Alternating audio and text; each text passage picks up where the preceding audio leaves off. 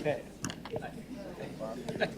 We'll call to order the January 23rd, 2025 meeting of the Montgomery County Board of Commissioners. Seeing all three commissioners present, I will ask our acting controller, Tom Landauer, to lead us in the Pledge of Allegiance. Pledge allegiance to the flag of the United States of America, and to the republic for which it stands, one nation, under God, indivisible, with liberty and justice for all.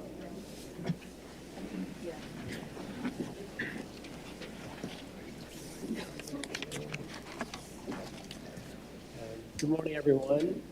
It's been a bitterly cold week across the country, and here in Montgomery County was no exception.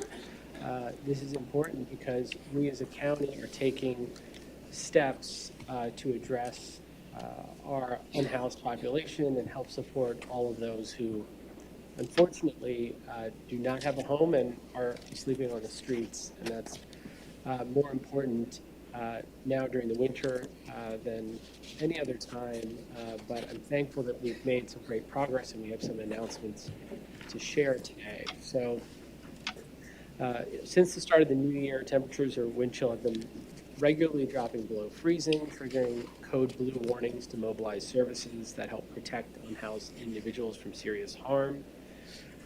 We are taking a vote later in this meeting to start an emergency hoteling program for our unhoused residents in Pottstown to provide them with a warm, safe place to stay while we and other partners and community advocates work towards permanent solutions. And this is the culmination of tremendous teamwork and groundwork with partners in Pottstown. It's a product of Commissioner Winder's leadership over the last year on this issue, and Commissioner DeBella's advocacy as well for the Pottstown community. Just last month, we announced a new shelter in Lansdale in December. That came about through tremendous teamwork, cooperation, our staff, the borough, and all of the leaders who came together to make that possible. And it shows that we can make a difference on a seemingly intractable issue like homelessness. And it's truly been a united effort across the county for this project in Pottstown, and if approved, is really a great example of how we can all work together to make a difference. So before I move on to the rest of my comments, I'll invite Commissioner Winder and DeBella to express their thoughts on this. Great. Thank you, Commissioner Makisha. Good morning, everyone. As Commissioner Makisha said, I'm really proud that hopefully we will be voting to announce that the county intends to invest in temporary housing for individuals and families experiencing homelessness in Pottstown. We will be voting on the authorization of a lease of up to 62 rooms at the Days Inn in Pottstown. These rooms will provide a safe, warm place for residents experiencing homelessness to seek shelter, starting with those residing on the properties of Norfolk Southern and the borough of Pottstown. This initiative it demonstrates the seriousness in which this county is taking and tackling housing insecurity. And I have seen firsthand what Pottstown, the borough of Pottstown, has been facing over the last several years, and seeing it firsthand, especially visiting the Norfolk Southern property and talking to some of those living on the streets. It's something that is long overdue. Providing housing for our most vulnerable residents has and will continue to be a priority for this board, and we're proud to announce the new year-round shelter in partnership with Lansdale. We were proud to announce that we are opening a year-round shelter in Lansdale at the end of this year, and we're excited that we've identified this initiative as a way to bring resources to people in Pottstown. And pending a zoning variance approval from Pottstown, we will also hope to provide 24/7 on-site, person-centered services to help our friends and neighbors secure permanent housing, healthcare, and other community services. Pottstown has one of the county's highest populations of unsheltered individuals. These units have the capacity to reduce the number of unsheltered individuals in the Pottstown area by up to 75%. And I'm deeply thankful to the Borough of Pottstown for stepping up. I know that you all have often felt alone in this effort, and I want to thank you all from the bottom of my heart for your leadership in doing what's right to help some of our most vulnerable residents. And so I'd like to first invite Pottstown Borough Manager, who's been on the forefront of this issue, really helping us to think through how best to do this, Justin Keller, to say a few words. Thank you, and am I okay here? Or- You're perfect there. Good Yep. afternoon, good morning, everyone. We're really happy for this partnership. It comes at a time of need for the borough. We have a permanent shelter that is approved, a 45 bed, but that's still some time out. They're progressing well through the land development process, and we needed something to bridge the gap in the interim. So that's where the county stepped up to the plate and helped us out to bridge this gap until the permanent shelter is built. I really want to just thank Commissioner DeVallo, Commissioner Winder, all the county staff that were involved, Dr. Williams. It really took a hands-on approach with this. And that kind of involvement isn't what we've always seen from the county in the past. So it was refreshing to see that. It was refreshing to see how fast this solution got implemented. It was very thorough, but it was very rapid in the manner in which it got implemented. It was clearly an all-hands-on-deck effort, and that's something that you don't always see at the local government level. So we really appreciate that. We appreciate that the county listened to the borough's concerns and really tailored a solution that was fit for us and good for our residents. So we're ready and willing to provide with whatever further assistance we can offer, and we look forward to continuing to work together with the county as we go through the zoning approval process. Thank Great. you. Thank you, Justin. We are also grateful to Opportunity House, who has been bringing critical services to our residents, and we are looking forward to partnering with you, Modesto, the president of Opportunity House. So I want to invite you to say a few words. I want to thank you for your leadership on this effort. Well, good morning, everyone. My name is Modesto Fiume. I'm the president of Opportunity House in Reading, and it's been a real great past couple months working with everyone in Pottstown and the county to make this pilot program that we began in November really grow and expand to meet the needs of, as Commissioner Winder said, about 75% of the homeless population in and around Pottstown. So we're excited about this. Thrilled that it's happening so quickly. I didn't think it was going to happen this quickly, but we're ready and able to step up and get this thing going. So hopefully there will be approval today and we can move forward. So thank you. Great. Thank you so much, Modesto. And last, we're going to let Commissioner DeBello say a few words, but I want to invite our friend, Representative Joe Cerisi, who serves the Pottstown community and has been front and center in holding us all accountable in the county, but supporting this effort along the way. So I want to give you an opportunity to say a few words. Well, thank you. I want to thank the three commissioners who have worked through this process. I also want to thank those in our community who stepped up. One in particular, one of our people who has a business in our area who helped fund this, Scott Bentley and Switchpoint Foundation, who gave us the ability to be able to start this process. And with the work of Commissioner DeVello, Makija, and Winder, taking it to the next steps to where we can do this. I know that myself and my colleague in the Senate, Senator Pennycook, had worked for years to try and find a solution with the borough and with the county, and it wasn't until the three commissioners who sit in front of us came into office that the solutions became clearer, and we were able to move this forward with the partners in our community. This does mean a lot to the Pottstown community and the greater area, the 146th district, but to all the people of Montgomery County, Berks County, and Chester County. These are our people. They're in our state. The state wants to be able to partner We have given money for homelessness, and we will continue to find the solutions to homelessness. And Modesto's organization, he's doing a great job and have been doing a great job in Berks County.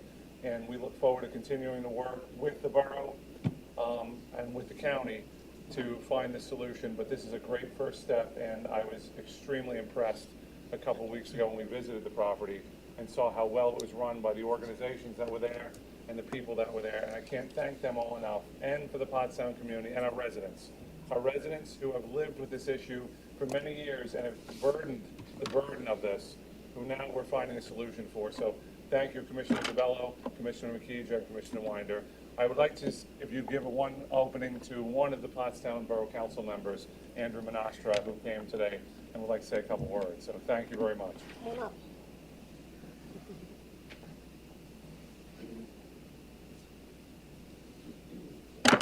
Thank you. Sometimes short and sweet is better. I know what you did took a lot of coordination, a lot of time, and a lot of hard work. And we appreciate that so very much because you heard us. We came to you with an issue, with a challenge. And you stepped up to the plate and you hit it out of the park. Thank you so very much. I don't know how to say it in any other way, but I can't express how much I appreciate what you've done. Tom, Neil, Janelle, thank you. Thank you. Thank you for your partnership. And then I just, before I turn it over to Commissioner DeBello and then back to Commissioner McKeeja, I just want to thank our staff. We have a number of people that are on our team that are doing this work day in, day out. Dr. Williams, your team has done a phenomenal job in really answering the charge of us working, to accelerate things. And I know oftentimes we were pushing in a way that maybe had not historically been done, but when you push, you challenge the status quo, we get things done. So I want to thank you for your leadership and the whole team. Also, Thomas, who is not here, his daughter is sick. He came on board to really own this policy area around homelessness, so he helped with the coordination of things. And so I want to thank our staff because we couldn't execute, our vision if it weren't for all of you. So thanks to all that were on the project. And I want to thank Commissioner DeBello. We always say we don't always agree on everything, but one thing this board does agree on is lifting our most vulnerable friends and neighbors up. And he was right there alongside us as we looked to find a solution and did a lot of great work getting all the stakeholders to the table. So Commissioner DeBello, I'd like to invite you to say some words. That's echoey. Was that me? No, I don't know. That's right. Well, thank you. Obviously, you saved the best for last. It's an interesting order of events or people there, but that's okay. So there's, as mentioned, this is huge. Pottstown's been dealing with the homeless issue for many years. There's been multiple attempts previously over the years to try to do something in Pottstown, working with Pottstown directly. But what was exciting about this time is that as three commissioners, after opening up the Lansdale one, we were already moving to open up the Pottstown location. There was, as mentioned by Representative Cerisi, individuals with private investment that kind of got the ball rolling as we were working through the details to take a program or that we already have implemented in another township and basically take that and reinvent it or reutilize what we're doing there and bring it to Pottstown. And it's what actually we're going to end up doing there in Pottstown for 2 to 3 years potentially. It goes beyond just dealing with homelessness, but it's also providing wraparound services so that the individuals that we're going to be working with that have been in these encampments that we're going to successfully move into the motel is the services we're going to provide to ensure that we're addressing all of their needs, whatever it may be. If it's economic, mental, addiction, there's multiple reasons why somebody ends up in a homeless situation. And they're not people that we should look down on. They're people that we should work aggressively on to help and help them through these rough times. And that's why as commissioners, we've been working extremely hard to lift these programs up throughout Montgomery County. There's another one coming hopefully this year at somewhere else. I'm not going to say where yet, but we're already moving and looking at another one somewhere else. I mean, if we could get 90% of the homeless people or more in Montgomery County in some type of environment, I think that we've, as three commissioners, have been very successful dealing with this problem that's been here for many years. So I'm excited to be working alongside Commissioner Widener and Commissioner Makija dealing this. And I also want to thank them for trusting me in my background with the negotiations, working with Steve Forrest and the different teams to negotiate the lease and some other things that we're doing to put the county in a real good spot. So I was really excited to be able to step in and use my knowledge and background as well. But this was a collective effort. It was a collective effort between the three commissioners. It was a collective effort with State Representative Joe Cerisi. It was a collective effort with Senator Tracy Pennycook. This was all from the state, the county, and Pottstown Borough, because we couldn't do what we started out probably just a couple months ago. We weren't able to pull this off without working directly and very closely with the Pottstown Borough, as well as Justin, the borough manager, looking through and presenting all the different options and looking at different ways that we could solve this problem. I know we talked about going in and starting with 62 rooms, and you know, we're in a position that if there's almost 100 rooms there, and if we have to eventually take over the remaining rooms, we will. But I think we're in a really good spot, and I think that this is very positive for Pottstown. It's very positive for the surrounding communities. And like I said, I look forward to continuing going to the next location to deal with the homeless in Montgomery County. So again, thank you for everyone that was involved, and this was a tremendous effort, and it really was a team effort. So thank you. Thank you. All right. Thank you again, Rep. Cerisi, for being here and your leadership. And, you know, very early on in our tenure, you raised this issue as an urgent concern. And, you know, I'm proud to see where we are a year later. And I know there's still more work to do. And the state budget this year, you know, the governor's thinking about what he can really do on housing. It would be, you know, important for all of us to continue working together and find how we can move the ball forward. So thank you again to all of my colleagues. With that in mind, I just want to highlight one report produced by our comms team, which is our year in review for 2024. And there's a few copies around the room. It's now available on the website. It's very important for us to be able to convey what we've done in our time in this first year in office, our Commissioner Winder's second year. We've made incredible advances on housing, on funding childcare, on investing in clean renewable energy and facilitating a secure, free and fair election in 2024. So I want to let folks know that that's out there, and we'll continue to, you know, log what we're accomplishing because it shows our residents what we're doing and gives you a direct report on all the progress that we've made on the issues that come up in these meetings and throughout the community. So please check that out. It also has our row officers as well and details a number of accomplishments they've made throughout their offices. So we celebrated Martin Luther King Jr. Day on Monday. I think it's important to recognize that MLK is the only private citizen to have a federal holiday named in his honor, and it's incredibly fitting. His influence on the nation, on progress in civil rights and equal treatment of citizens is second to none.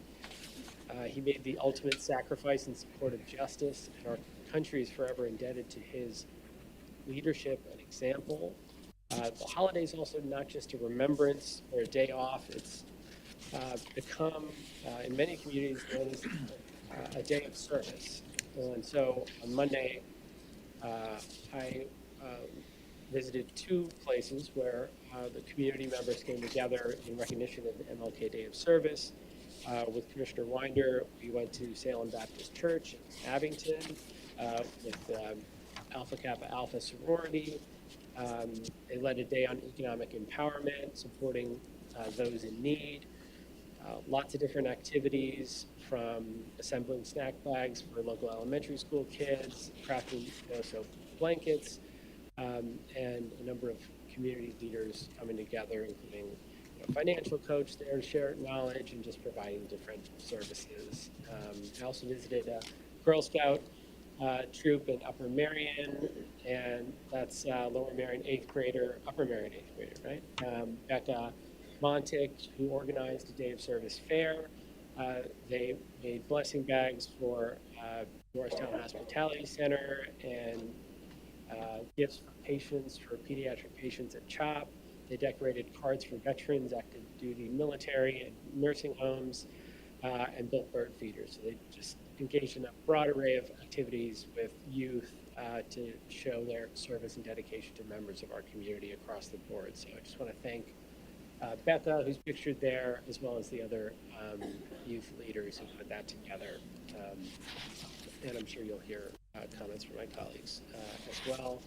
I also want to announce that the America 250 Commission is open, and we all know that America's 250th birthday is next summer, and it's going to be a great opportunity for us in Montgomery County through Valley Forge Tourism and other activities to showcase our history in the region and specifically here in Montgomery County.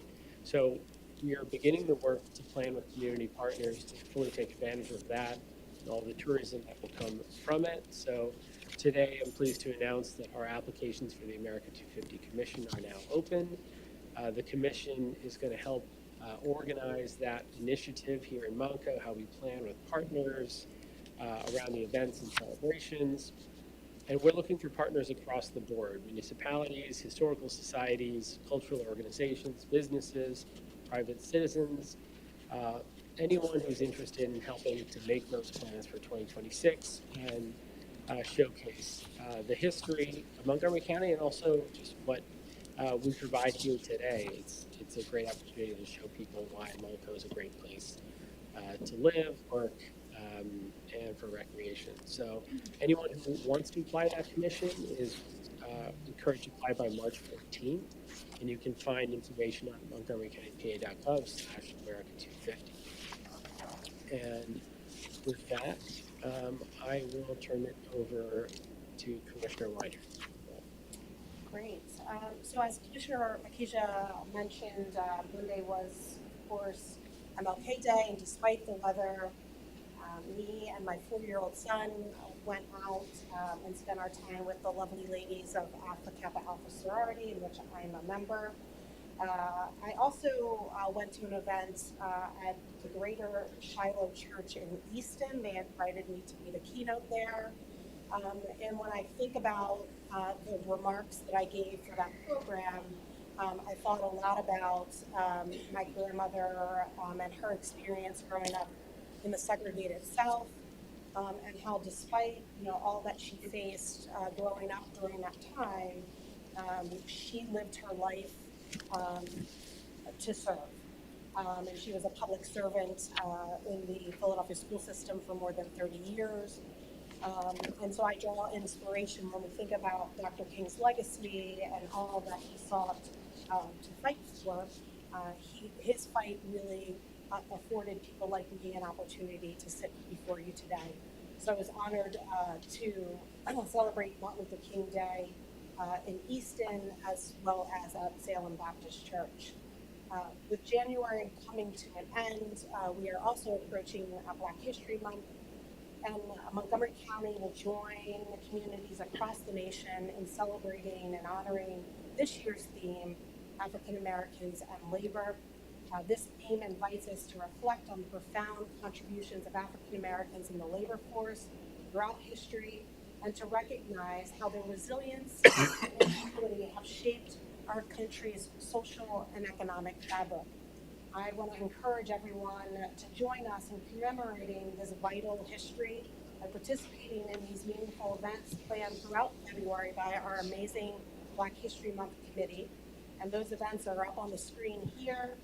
we'll have something going on every Wednesday in February. Um, Together, it's an opportunity for all of us to honor the history and reaffirm our commitment to justice, equity, and opportunity for all. I also, this week, Tuesday, with my husband and my lovely admin, Rhea, we participated in the county's pit count, which is our annual point in time count for the unhoused population in Montgomery County. It's an important part of the county's efforts to respond to and address homelessness in our communities. And so, Tuesday was one of the coldest nights we've had this year, with a low of 1 degree Fahrenheit. And so we spent time, and I want to thank, all of the volunteers that were out there with us, but my husband, Rhea, and I went down by the Elmwood Park Zoo and walked back in the woods where there are several encampments there. And believe it or not, we were concerned that we wouldn't necessarily find anyone to talk to, but we did talk to several people that were out in the elements about what landed them in that particular encampment. And I'll tell you, we have to remove the stigma in terms of who is actually living on the streets, because when you get out and meet people where they are and you talk to them and treat them as humans and learn about their stories, what you realize is, I met a guy who's been on the street for 4 months. He was renting a room in Norristown. The house was condemned. He's never been in trouble, never been on drugs, was a chef, worked at several organizations as a janitor, and just fell on hard times and couldn't find a new place to live. We sat for, I guess, 15, 20 minutes just talking about his experience, listening to him, having empathy for his plight. And so I want to encourage everyone, if you want to give back of your time and talent, participating in our annual pet count is one great way to do it. It was my first time doing it, and for those of us that have a warm home to go to every night, just taking one night for a couple of hours to meet some of our vulnerable friends and neighbors will make all the difference in the world in changing hearts and minds. So I was glad that I was able to participate in that. A couple more things for me. January School Board Appreciation Month.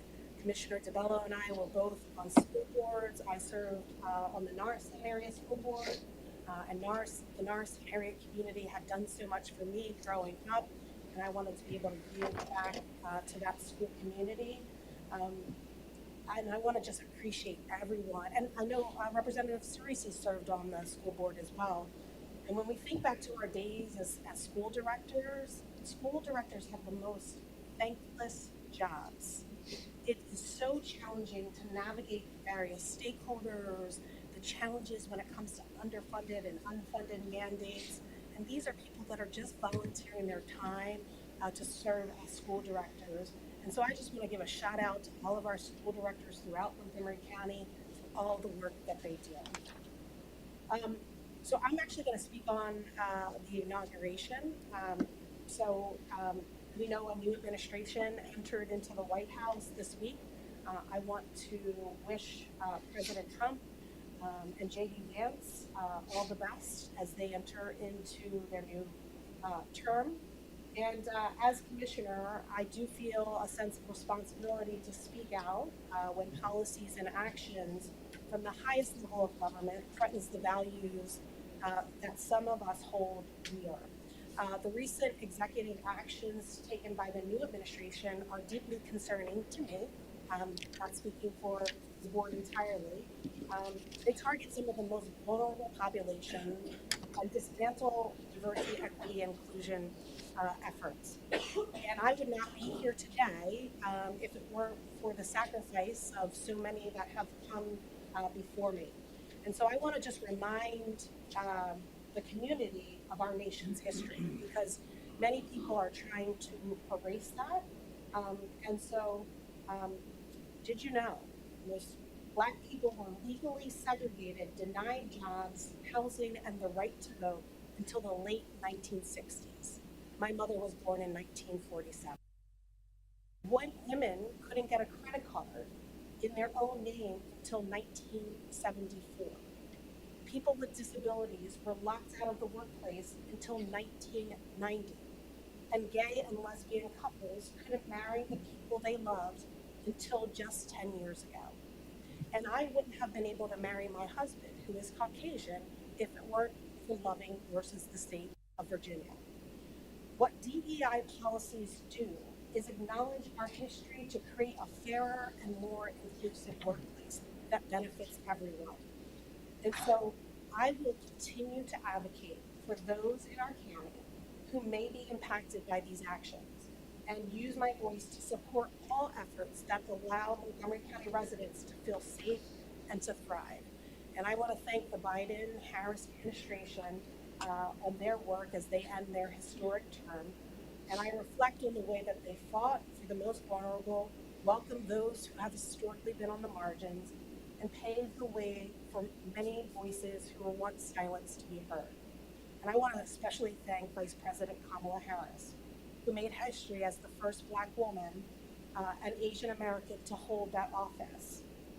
That representation was an inspiration to people like me. And what that tells you is that Black and brown children across our country can dare to dream and be anything they want to be. And so I want to thank them for their leadership. And again, all the best to President Trump and J.D. Vance as they represent all Americans. And so lastly, way to go winners. Let's end on a positive note. So I have the pleasure of announcing way to go winners this month. Maria Braccio Riley is a senior district court clerk, District Court 38-1-10. Maria has been described as the light of the office and a very special part of our team. Congratulations to Maria. Amanda Brown, our deputy coroner from our coroner's office. Amanda is thorough in her commitment to supporting those the office serves, collaborating with others to ensure the best possible outcomes for all. Frank Gonzalez. Frank, where are you? Is Frank here? Oh, there he is. Come on up. You can't hide. You can't hide. Frank might be surprised to hear this. You can blame Robbie for keeping this secret. As a part of the security team, Frank is courteous, dependable, and especially goes out of his way to help translate for our Spanish-speaking individuals. So let's give Frank a round of applause.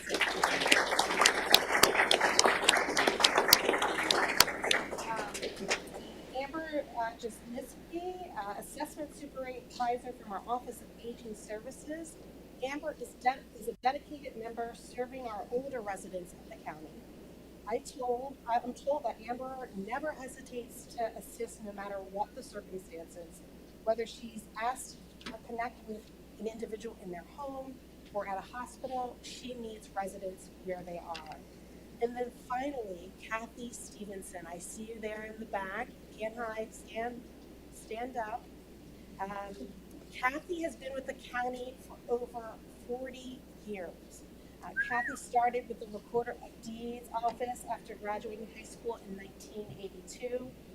I believe that you and I share something in common as we're both products of the Norristown Area Public Schools.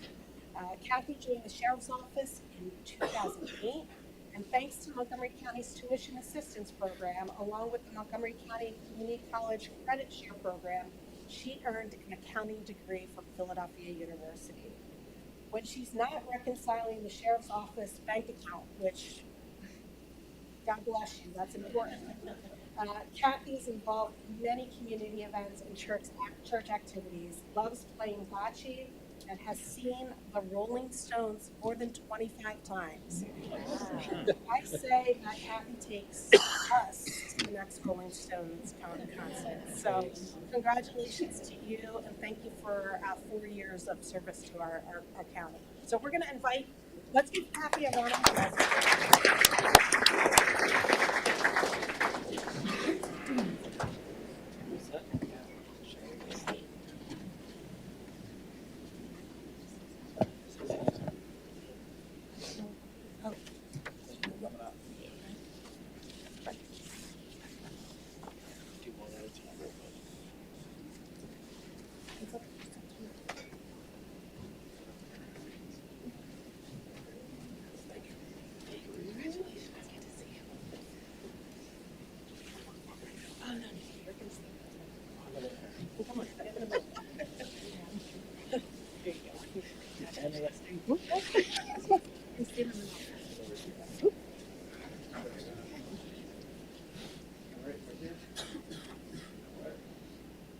1, 2. Thanks.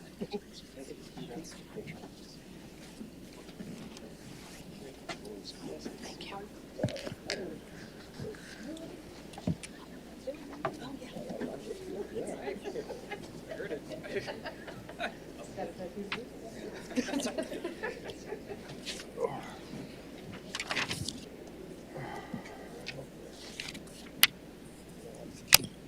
I'm up? Well, thank you. Always a great job you guys do. So where do I start? Let's see. School board appreciation. I want to start there. I agree with Commissioner Weiner. School board members is probably, it is the most, I think she said one of the most, or it is the most thankless job that you could have as an elected official. And it's completely 100% volunteer. There is no stipends, there's no nothing. I mean, every now and then you may get a good parking spot for a football game or an event at the high school, but for the most part, it really is a thankless job, and you have to deal with so much, especially, you know, when parents come in, they have a lot of desires and needs, and there's just so many different aspects of school board members, the budgeting process, the unfunded mandates, which is always extremely a challenge. And, you know, I had the opportunity to serve with Representative Cerisi on the school board. We served almost 8 years together. So serving with him was probably the biggest challenge of being on the school board. But we won't go there. But it is. And I'll have to tell you that the School Board Appreciation Month in January is probably the one time as a school board member where you sit back and you actually do feel good about everything that you do and everything you had to deal with because you're appreciated for just that 1 month. And then believe me, I tell you, February comes around real quick and you're back to being in that thankless position.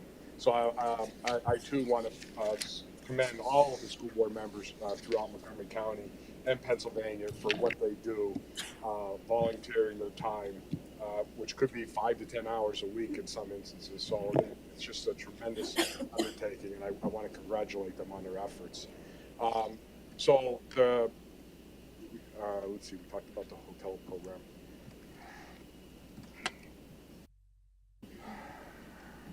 So I want to mention that there's going to be a veterans business event coming up on February 13th. That's put on by our Commerce Department, and so they will be hosting veterans and business seminars.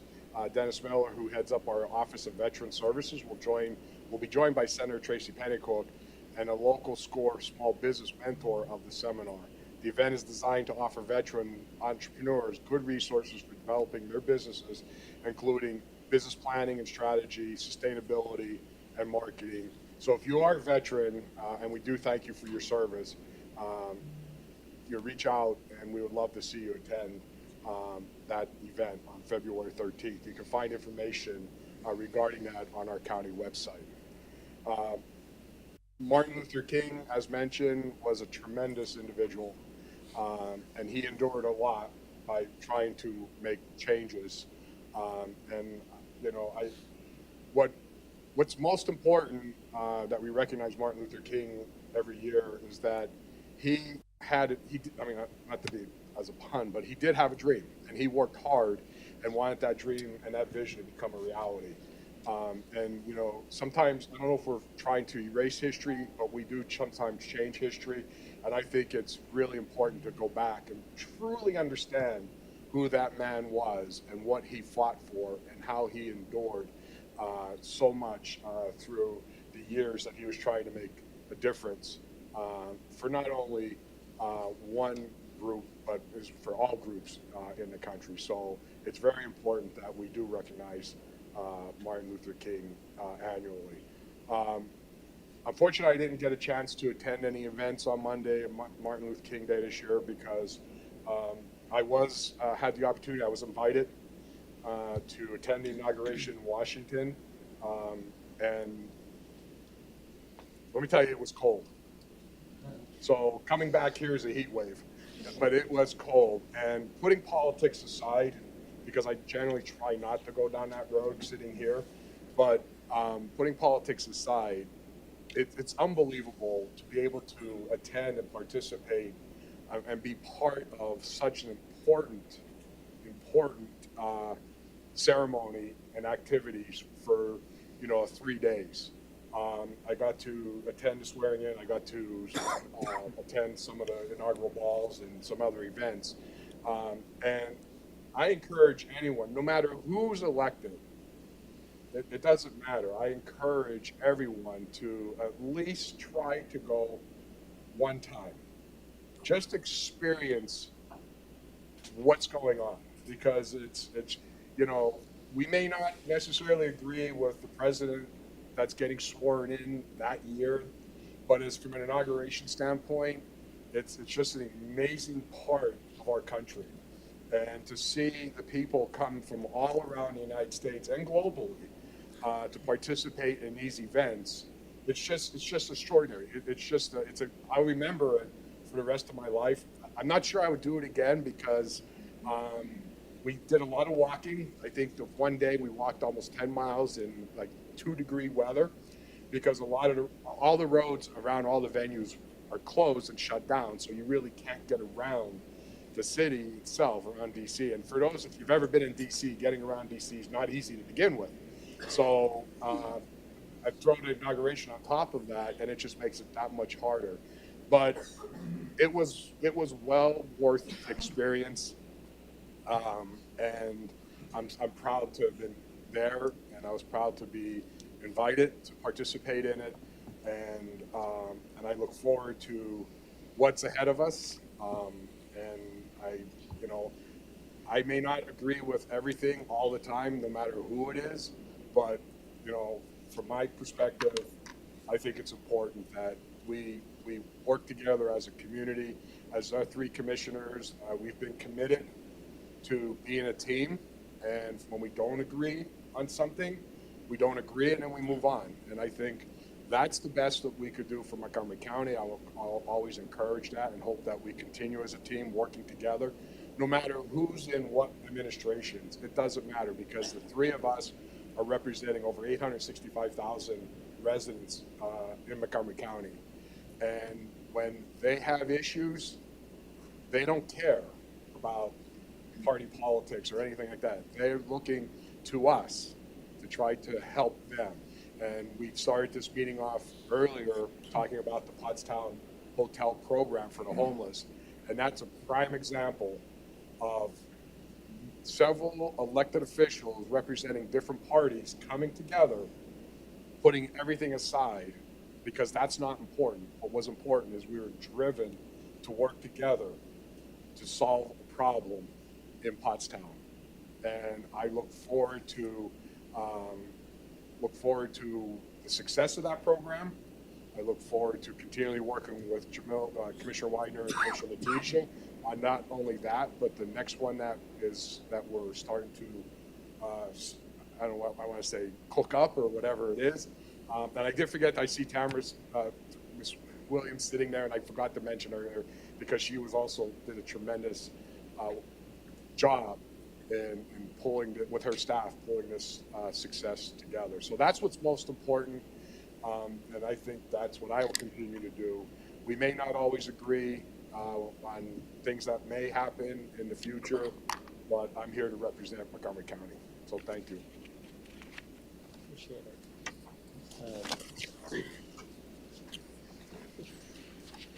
Before we move on to public comment, I'll ask Ann Levitt-Kruber to come up and share an update on the Ronco 2040 implementation.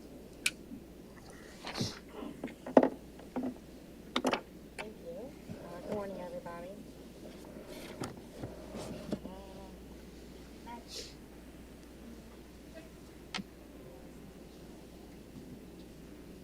Okay. Thank you so much for having me here this morning. This is a report that the Planning Commission puts together each year, and perhaps you can look at it as a different spin on the year in review report that you mentioned earlier. We reach out to various county departments to ask them how their work in the prior year, in this case 2024, and what they anticipate doing in 2025 has helped to implement the county's current comprehensive plan, Monco 2040, a shared vision. Next slide. We've been implementing Monco 2040 for the last 10 years. I think it's been a really successful plan, and it is, I think, broad enough in its scope that it is something that all of our county departments are implementing in a variety of ways. So I'm just going to run through some of the highlights of this report. Next slide. So the report is organized around the three themes of the plan. The first theme is connected communities, that people want to be connected and a part of their broader communities. And one of the key roles of the county is to help those connections happen. Next slide.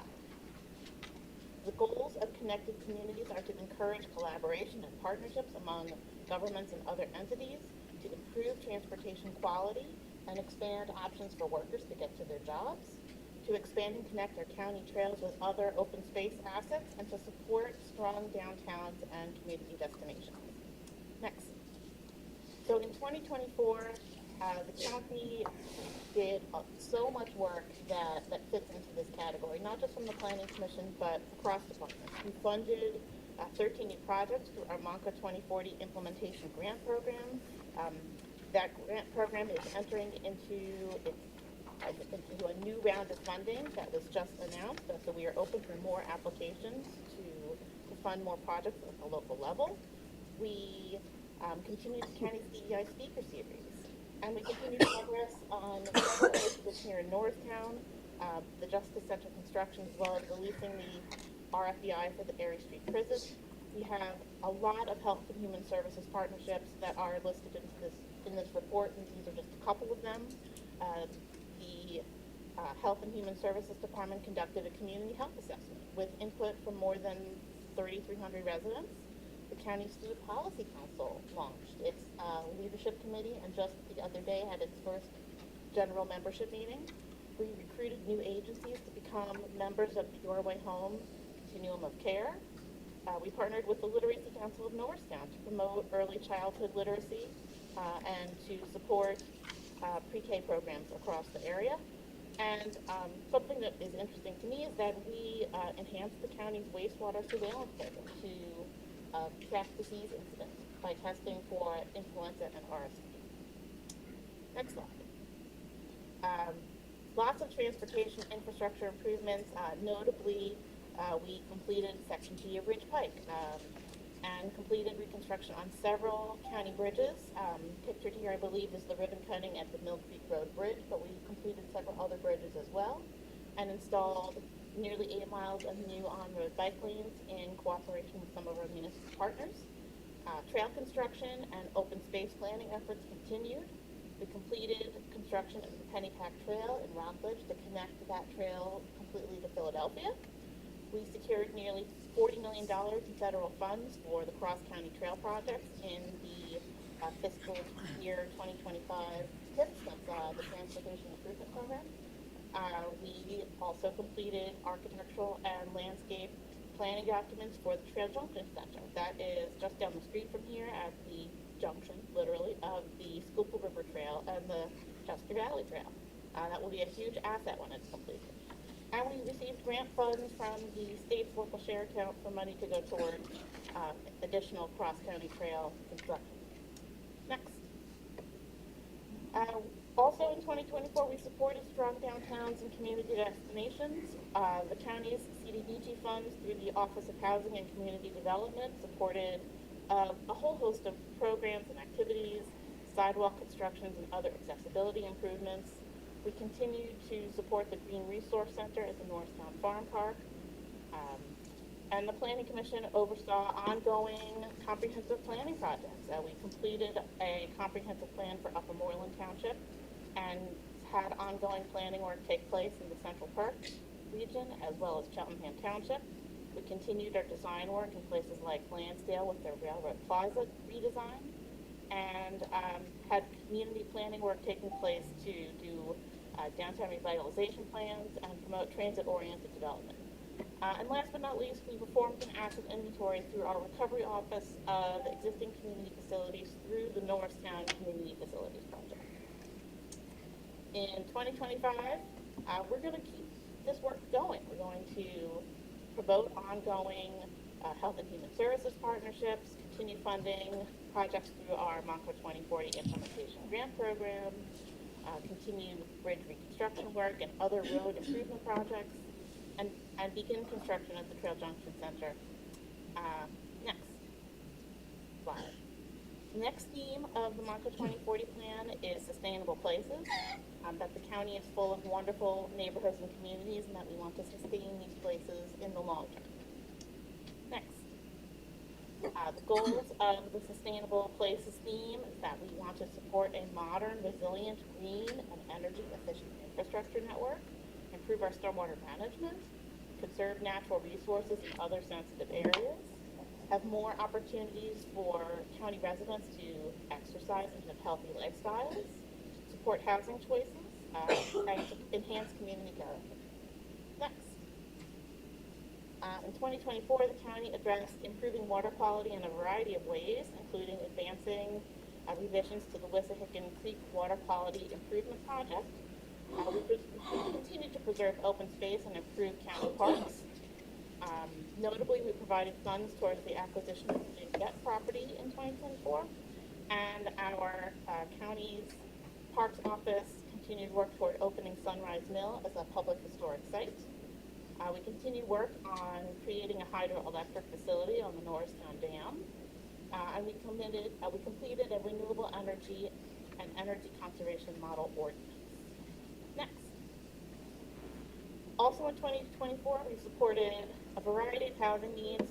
The county concluded its emergency rental assistance program. This was a financial assistance program that started during the pandemic, and over the years 2022 to 2024 provided over $123 million to nearly 10,000 households to help with rent and other emergency needs. We also established additional Code Blue emergency shelters, as well as worked on some of the things we've already talked about this morning. We promoted access to healthy lifestyles with the 9th annual Montgomery County Trail Challenge. We expanded the county's food as medicine pilot program and increased health and wellness programs in new senior centers. The county worked to enhance community character through the CDBG program, issued community alerts related to extreme heat and extreme cold, as well as air quality concern days. We transitioned through our Office of Public Safety to Next Generation 911 and completed a year-long countywide emergency medical services study. Next. In 2025, a lot of these programs will continue being implemented. We're going to initiate the Perkins Creek Flood Reduction Study. We will submit that water quality improvement program for approval and implementation. We're going to begin a countywide stormwater planning update, as well as continue a lot of things mentioned, our household hazardous waste events, the county's trail challenge. We'll continue preserving forests, which I will come back up here to talk about in a couple of minutes, and continue implementing the county's Homes for All plan. Next. Last theme of this plan is a vibrant economy. A vibrant economy is really critical for all places, and with a vibrant economy, residents can earn and spend more, and governments can continue to make needed infrastructure improvements. Businesses can continue to grow. Next slide. So the goals of our vibrant economy theme are to improve transportation access to businesses, to encourage development and transformative investment where we already have infrastructure, to attract and retain businesses that are here in the county, to flexibly adapt to changing market conditions, and to facilitate the marketing of the county and its assets. Next. In 2024, we continue to move major transportation projects ahead. Besides the Ridge Pike project that I already mentioned, we continued construction and design on the Route 3 and 9 connector project, phases 2 and 3 respectively. Pottstown's Time Street Bridge was another major project that went to construction. This is a bridge that's been closed since 2010 and is something that I think a lot of Pottstown residents are looking forward to see completed. It will be completely rebuilt once it's done. We also completed phase 1 of the SRPRA Service Development Plan. That's a rail project potentially to reconnect rail out to Reading. Tourism and hotel stays, something that the Planning Commission thinks about often because it's such an important part of our local economy. Tourism is continuing to grow since the pandemic and continues to recover both in people coming here to visit and money spent here in the county. We continue to invest in the county's businesses and workers while we continue to adapt to the changing market.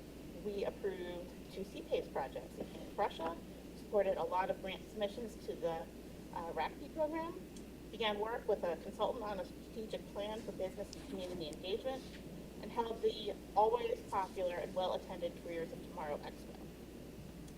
In 2025, we will continue work on some of these transportation projects I just mentioned, as well as start construction on a Pennsylvania Turnpike ramp at the Fort Washington interchange.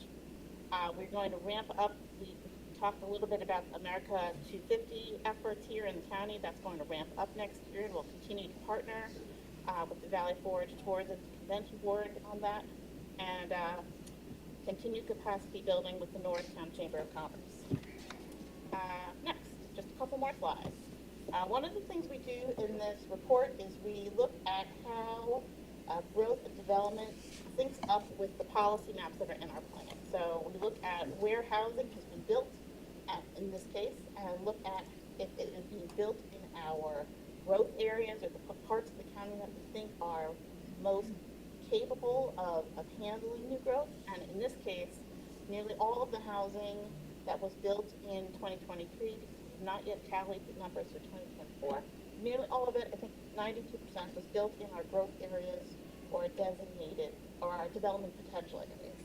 Similarly, next slide, even more of our non-residential construction was built in those areas that we saw as being appropriate for growth, 99%. Next slide.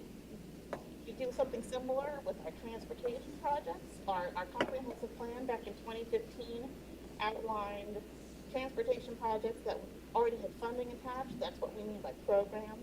And we've charted their completion over time. So of all of the things that we set out to try to keep tabs on in 2015, nearly everything is either in design or has already been completed. Only those projects that are gray have not yet started.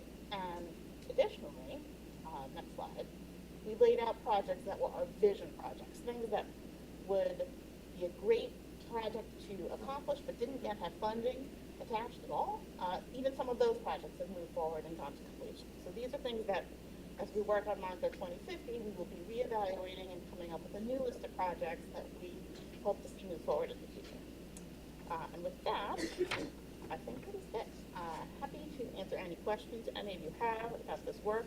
I look forward to seeing all of the amazing things that the county will accomplish in 2025. Great. Do you have any questions? I thank you for a very detailed report. It just demonstrates all of the accomplishments and all the things that you guys have been working on. It's a full list of stuff. I mean, and it's amazing that you did it all in 12 months. But I'm glad you brought up the Kime Street Bridge, because that was, I see, since our Pottstown friends are still here, as mentioned, that bridge was closed since 2009, 2010. It was something that when I came commissioner last year, that was one of the projects that I really worked hard to push to move that forward.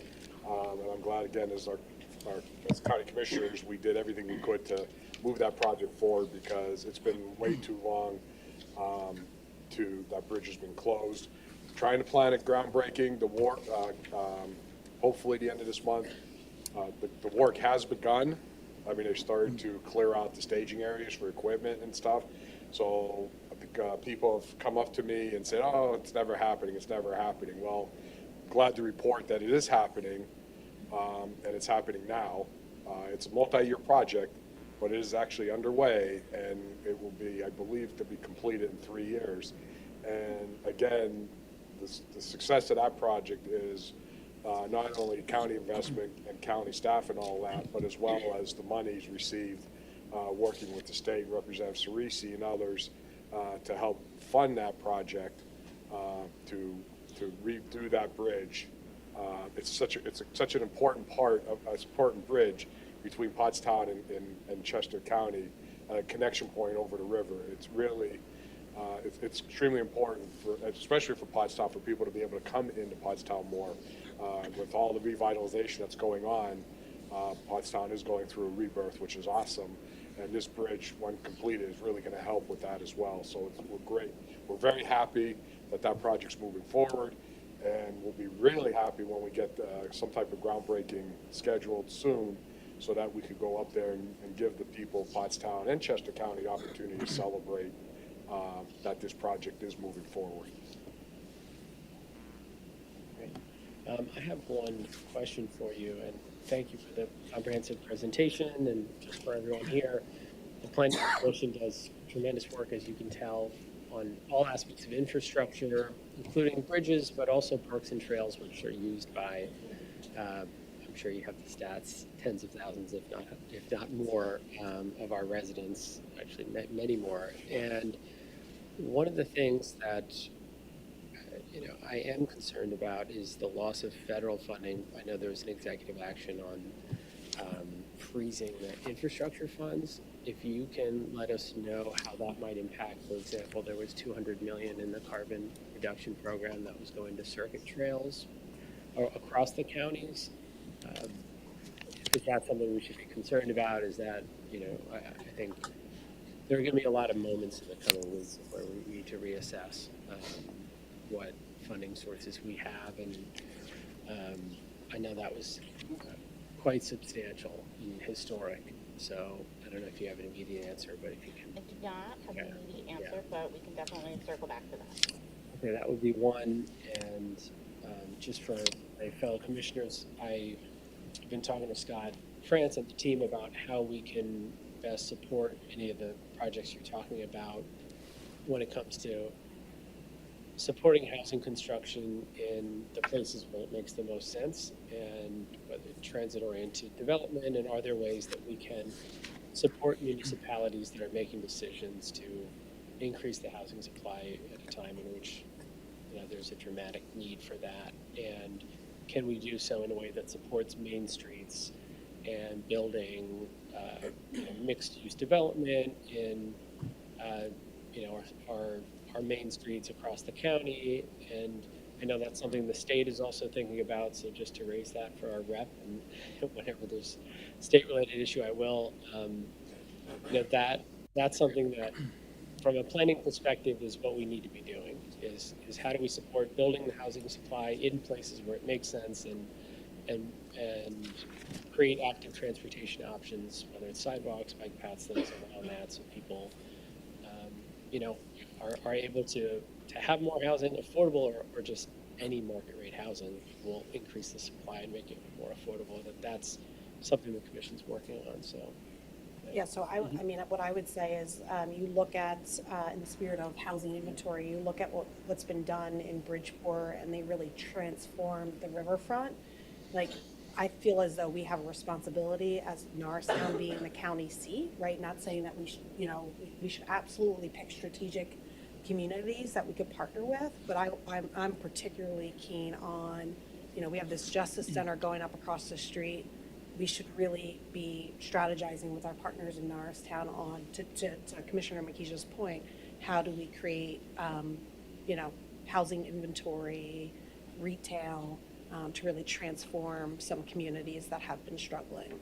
Yeah, good to hear that. okay. Thank you. Thank you so much for the presentation. Thank you so much.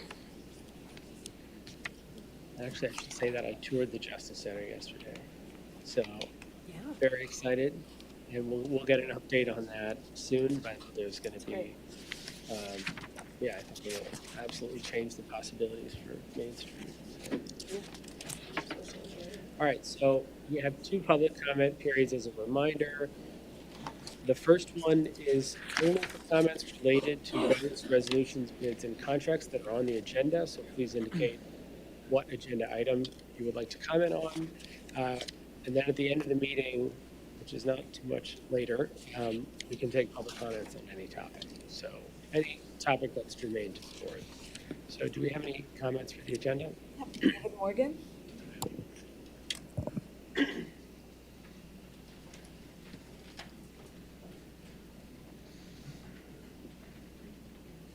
Morning, Commissioners. I'm David Morgan from Ambler, and related to the agenda item about the housing plan, I think that's really very fine.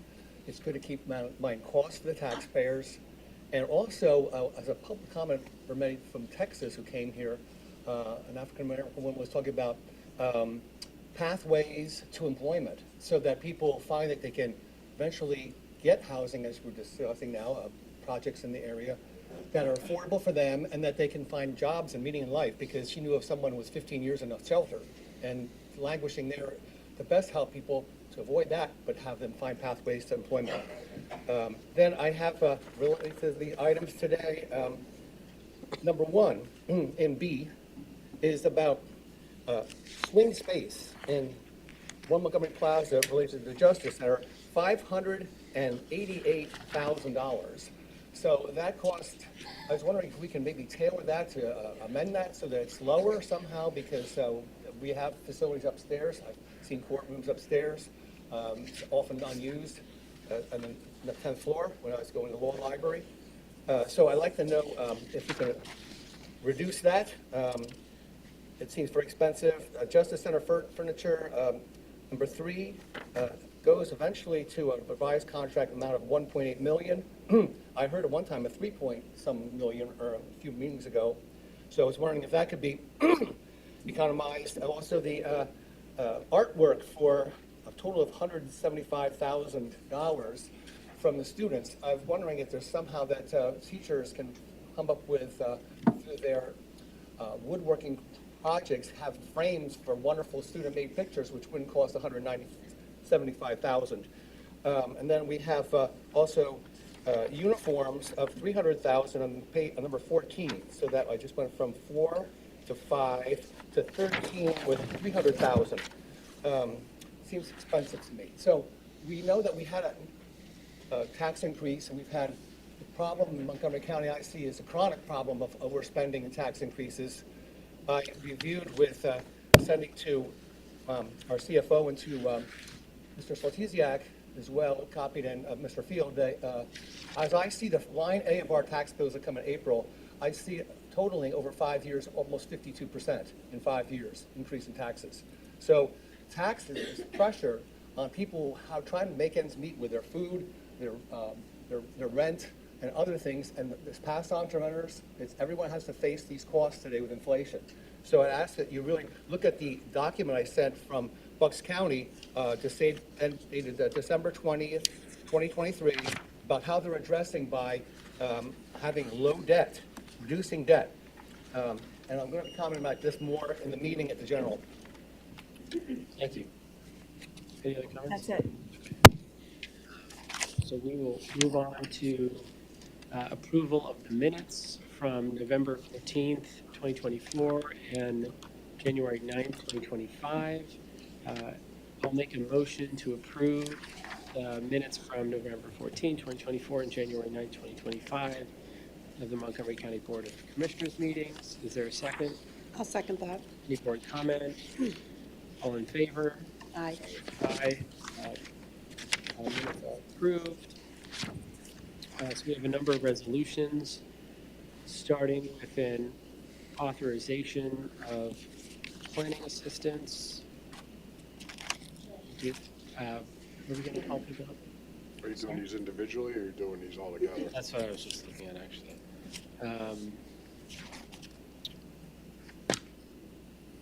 1 through 4. Okay, I'll start with number 4 because that's why everyone's here. So, What's number 4? resolution number 4 is the authorization to enter into a lease agreement with JSK Pottstown LLC for interim housing in Pottstown, and I'll ask Dr. Williams to come up to provide information there. Good morning, and thank you. Dr. Tamara Williams, Deputy Chief Operating Officer and Director of the Department of Health and Human Services.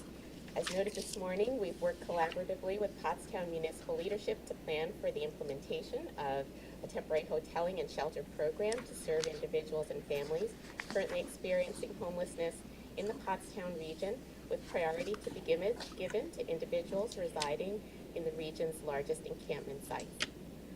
A little bit of context and background for who will be served by this program. As we know, homelessness is associated with many physical health, behavioral health, and safety risks. The lack of access or inconsistent access to health-related services can exacerbate pre-existing conditions, leading to greater healthcare costs.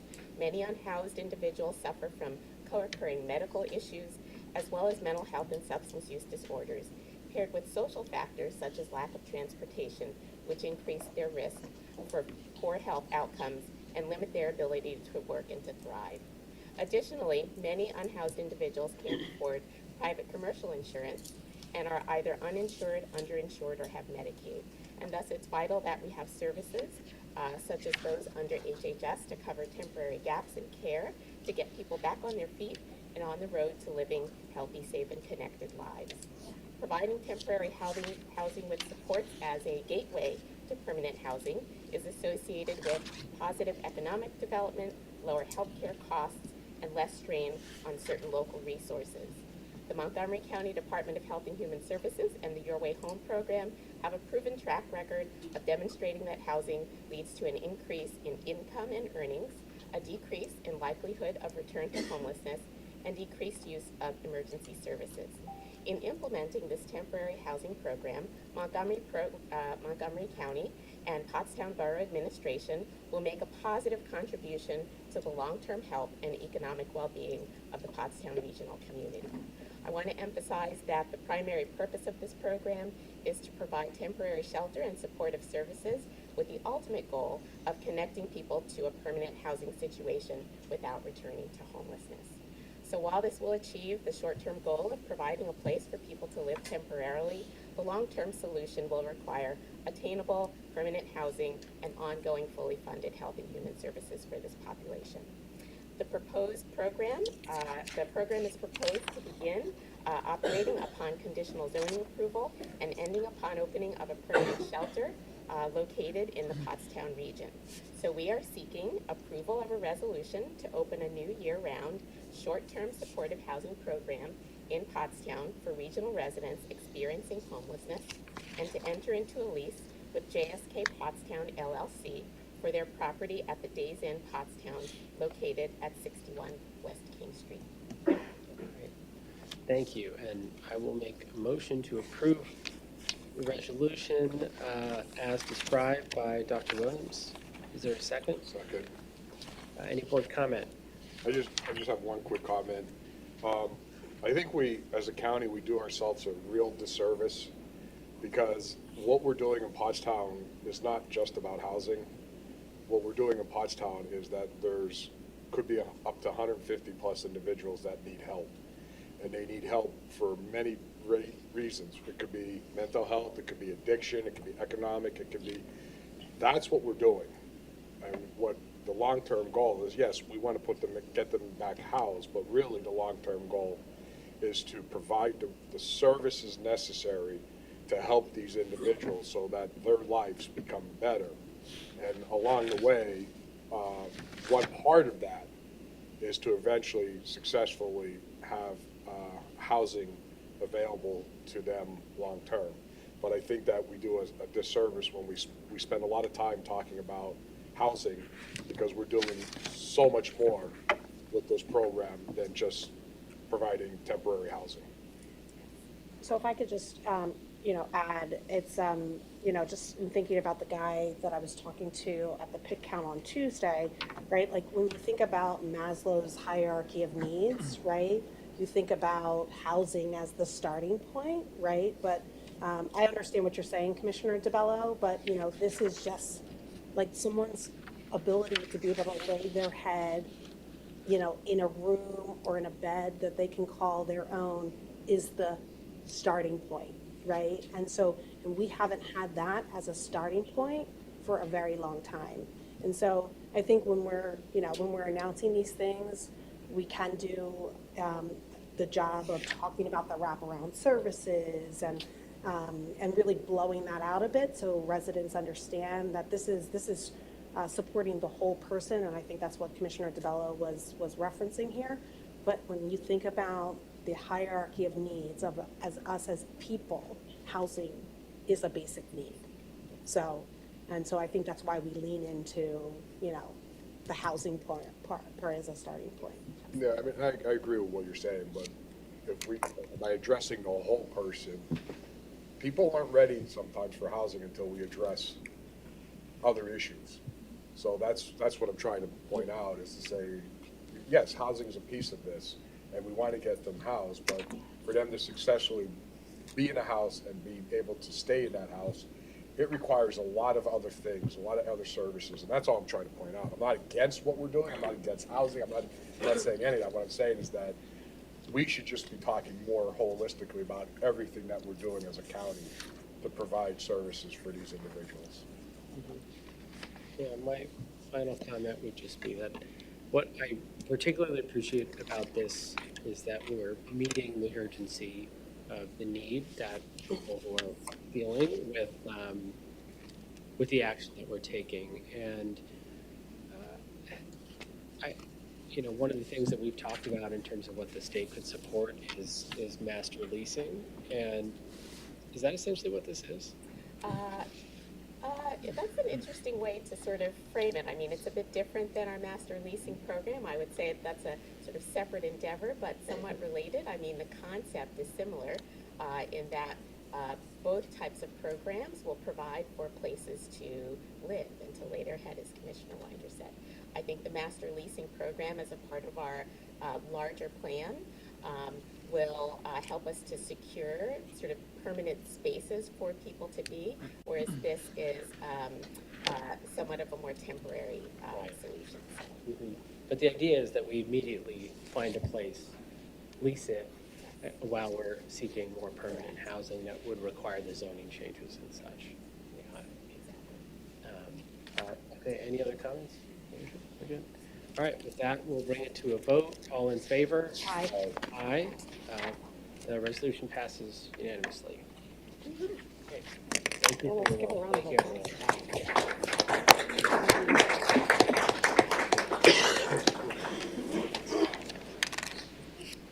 Okay, with that, we will ask our community planning manager, Eric Gerald, to join us to talk about authorization of planning assistance contracts. Which one? Resolution 1. Resolution 1. Okay, just, But thank you, Commissioners. So there's 4 planning assistance contracts for consideration as part of this resolution. All 4 are 3 years in length, beginning January 1st, 2025, going through December 31st, 2027. And in this case, all 4 are actually renewals of existing contracts. Looking at the resolution, the first contract is Upper Gwinnett Township. Total cost for that is $75,284, split evenly between the township and the county at $37,642. For Upper Gwinnett, we're continuing implementation of their comprehensive plan. We're also going to be helping with the master plan for their Castle Park playground. Rockledge Borough is the second one. Total cost for that contract is $62,304, split evenly again between the borough and the county at $31,152. We're going to be providing park planning and design for borough park improvements and providing some grant writing assistance as well. For Lower Frederick Township, total cost of that contract $70,092, again split evenly at $35,046 between the county and the township. We'll be doing some planning and zoning work for Zieglerville Village as well as some township-wide trail planning. Last contract is Marlboro Township with a total cost of $59,708, again split evenly at $29,854. We're going to be doing a full rewrite of their zoning code and doing some complementary updates to their subdivision and land development ordinance. Thank you. Any questions? Make a motion to approve resolution number 1 as described by Mr. Gerald. Is there a second? I'll second that. Any board comment? All in favor? Aye. Aye. Motion passes. Thank you. And Levitt Gruberger will join us again in a minute. Talk about farmland preservation. Okay, so this is something that we do each year. The resolution that is before you is to certify the county's budgeted allocation of funds towards the farmland preservation program. This year, we are committing the sum of $1,120,882 toward the farmland preservation efforts. This will go to match what the state's allocation is to us. $4,000 of the dollars from the county's commitment will go toward the Montgomery County Conservation District to assist with the annual inspections that we do on preserved farmland. Okay, any questions?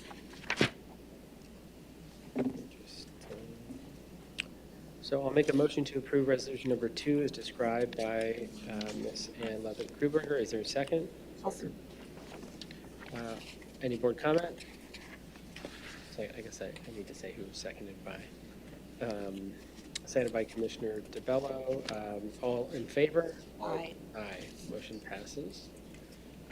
Next resolution. Also. So this is a resolution similar to what Eric just presented to you. It is a short-term contract to provide school district enrollment planning services to the Perkiomen Valley School District. This is something that we offer on a pretty regular basis to school districts across the county. This contract has a total cost of $13,770 with a 75%, 25% split, so it will be $10,327 for the school district, supplemented by $3,443 from the planning commission as a match. This is a contract that will run from February 15th of this year to conclude by the end of May 31st. Great. Okay. Do I have a motion to approve resolution number 3 as described by Ms. Levitt-Kruberger? So moved. Moved by Commissioner DeBello. Is there a second? I'll second that. Seconded by Commissioner Winder. Any board comment? All in favor? Aye. Aye. Aye. Motion passes. Thank you. Okay. Russell Kratz will join us to discuss approval of procedures concerning county signatories. Good morning. My name is Russ Kratz. I'm an assistant solicitor in the county solicitor's office. The county code authorizes the commissioners to enter into contracts for goods and services on behalf of the county. The purpose of this resolution is to authorize other county officials to execute contracts that are over the minimum purchase amount requiring public bids. Specifically, the county's chief operating officer will be the primary authorized county signatory, and the county's deputy chief operating officers or county solicitor shall be authorized signatories if the county COO is absent or unavailable. All contracts over the statewide minimum purchase amount will still be carefully reviewed, contemplated, and voted on by all county commissioners, and then reviewed and approved by the county solicitor's office for legality. This resolution will simply streamline the signing process so that unnecessary administrative burden can be reduced. As such, the county solicitor's office is recommending approval of this resolution. Great. So is there a motion to approve resolution number 5 as described by Russell Kratz? So moved. Moved by Commissioner Joel Winder. Is there a second? Second. Seconded by Commissioner DeBello. Any board comment? So I have a quick comment, although I just recently got this resolution. When I read through it, when I read paragraph 3, the last 2 sentences, it says, normally I start at the beginning, well, it's all one big sentence. But it basically talks about which have been reviewed and approved by the county solicitor's office, including those matters which have been approved by county commissioners. By this including mean, in legal terms, does that mean anything over the minimum will be voted on and approved? Correct. Everything over the statewide minimum purchase amount will be contemplated, voted on, and approved by commissioners before it comes to the county solicitor's office for legal approval. Because including kind of gives the impression that there's something else. No, this is just for contracts over the statewide minimum purchasing amount. But I understand that, but when you use the word including, that means there could be other types of documents or other types of things that aren't approved. That's the way I read it. Understood. Section 2 of the resolution specifically lists only contracts that are over the statewide minimum purchase amount. And have to be approved by the county commissioner. Correct.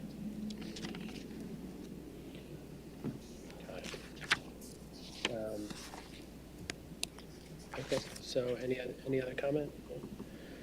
Thank you for saving us all the paperwork. Things that we will be voting on anyway, so it's appreciated. I'll bring it to a vote. All in favor? Aye. Aye, motion passes. Thank you. So resolution number 6, Commissioners' appointments of Michael Tavar and Io Patterson to Montgomery County Community College Board of Trustees.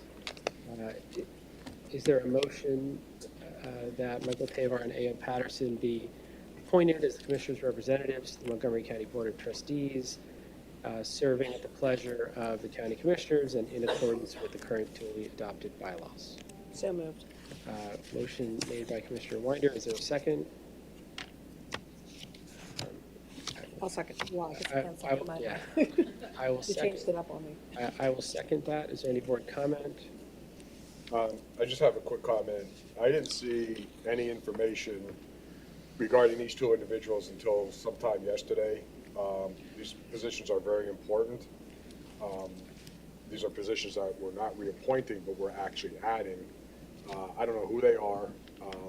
I wasn't even given the opportunity to talk with them to really understand why and what they bring to the Montgomery County Community College Board. And so this thing seems like it just kind of popped up with these two names. Our last meeting when we appointed Commissioner Widener to the Montgomery County Community College, which was fine because I think she'll do really good work there. But we held back on these other positions because we didn't know who we were going to appoint or what was going on. And then all of a sudden, yesterday, this was added, and I got some brief information regarding these two individuals. I won't, and moving forward, I can't support stuff that just gets dumped. I've mentioned this before. I'm not going to support things that are just dumped on me 24 hours before a meeting without having the opportunity to fully vet or look through it. And what's really interesting is that, months ago, I put forward an individual to be on the workforce development team who was an executive director at one of our career centers in Montgomery County, one of our school district career centers, which is formerly known as vocational schools. And that went nowhere. This individual is extremely qualified, and nothing happens. But then again, these things get dumped on me yesterday. What I would just say is that if I don't know who you're talking about, and appointments are decisions that we have to vote on as a board, so we can't directly, communicate about them, and so we have to work through staff to make recommendations. So anyone you have, I would recommend that you, send to Lee or Thomas. I have done that multiple times. Okay, so I've asked the staff to be very comprehensive in terms of coming up with a broad list of vacancies and the list of potential folks who have applied. And I know that's an ongoing process. I would always like things earlier myself, but, the point is heard. Okay. Yeah. All right, all in favor? Aye. Aye. Any opposed? No. Okay, the motion passes. We'll move on to the personnel list. Is Marty Moss available?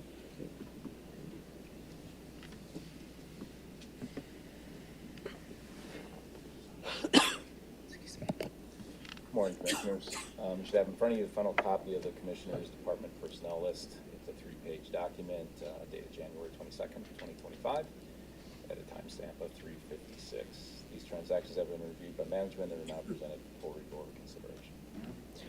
Okay, I'll make a motion to approve the January 23rd, 2025 personnel presentation as given by Mr. Marty Moss. Is there a second? I'll second that. Board comment? So again, I'm going to make a comment on this list of personnel items. I got the most up-to-date recent version about half hour before the meeting. So I had no opportunity to review a list. What was sent to me was not accurate. It was different draft modes. And I can't operate where these lists are put in front of me 30 minutes before a meeting and say, this is our final version. And again, there's some key positions on here that we're hiring that I know nothing about. And this is not a way to operate, especially a county of almost 3,000 employees. If there's expected for me to vote, I need the information given to me in a timely fashion, and given the courtesy to ask questions about specific individuals as well that are on this list when we're hiring them. Any comments? No. All in favor? Aye. Aye. Opposed? No?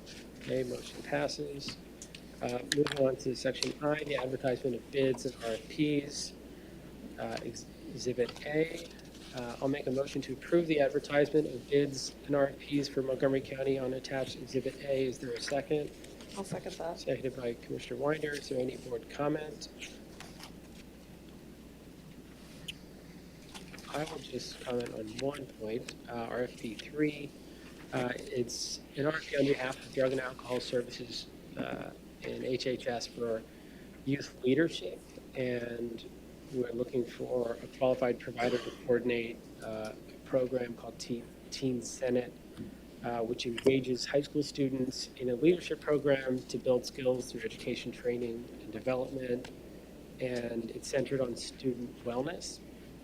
I think what's notable about this is it's being paid for by settlement funds from the Jewel lawsuit, which was filed by our district attorney. I believe he was the first in the state at the time, which was holding a company accountable for targeting teenagers with electronic cigarettes and fruit-flavored electronic cigarettes. So I just want to thank the district attorney for filing that case. It's one that I worked on when I practiced law, and it's great to see that we've had proceeds and are now able to use those funds to support teen wellness. So look forward to seeing the results of that RFP and getting that program off the ground. Any other comments? All right, so I'll move to a vote for the advertisement of RFPs. Exhibit A, all in favor? Aye. Aye. Any opposed? Motion passes. Moving on to contracts, awards of contract. I'll make a motion to approve contracts, awards, amendments, and renewals for Montgomery County on attached Exhibit B. Is there a second? I'll second that. Any board comment? All in favor? Aye. Aye. Motion passes.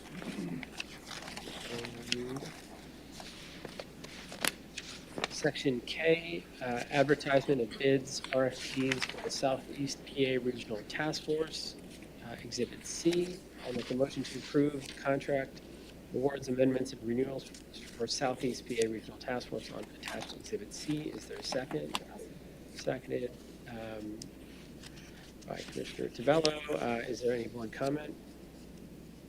All in favor? Aye. Aye. Motion passes. And finally, Section L, awards of contract for the Southeast PA Regional Task Force, Exhibit D. I'll make a motion to approve these contracts. Is there a second? I'll second that. Second by Commissioner Winder. Is there any board comment? All in favor? Aye. Aye. Motion passes. Okay. So with that, we'll move on to general public comment. Do you have any commenters? Christina Otto.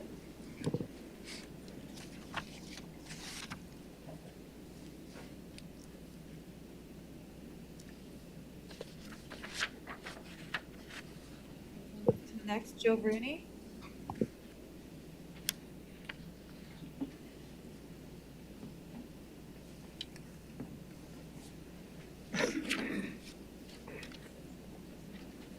Good afternoon, ladies and gentlemen. I'm sorry, got a little bit of a frog in my throat. First off, Happy New Year and Merry Christmas also. It's the first meeting here, so I just hope you all had a very good holiday season and I wish you all the best in this coming year. I know there's a leadership change here, so I wish you all the best with that also. A couple of things. First, just something I just heard for Tom. Thank you. You've talked time and time again how you work to have a three-man team that's apolitical and get stuff done. So my question then for item H and for number 6 previous to that, did the other two commissioners vote on something that they only got information on 30 minutes before the meeting? That man could answer it, I guess, or you all could, or you could ignore it. I hope not. And if not, you all should be offended that everybody's not getting the same information at the same time.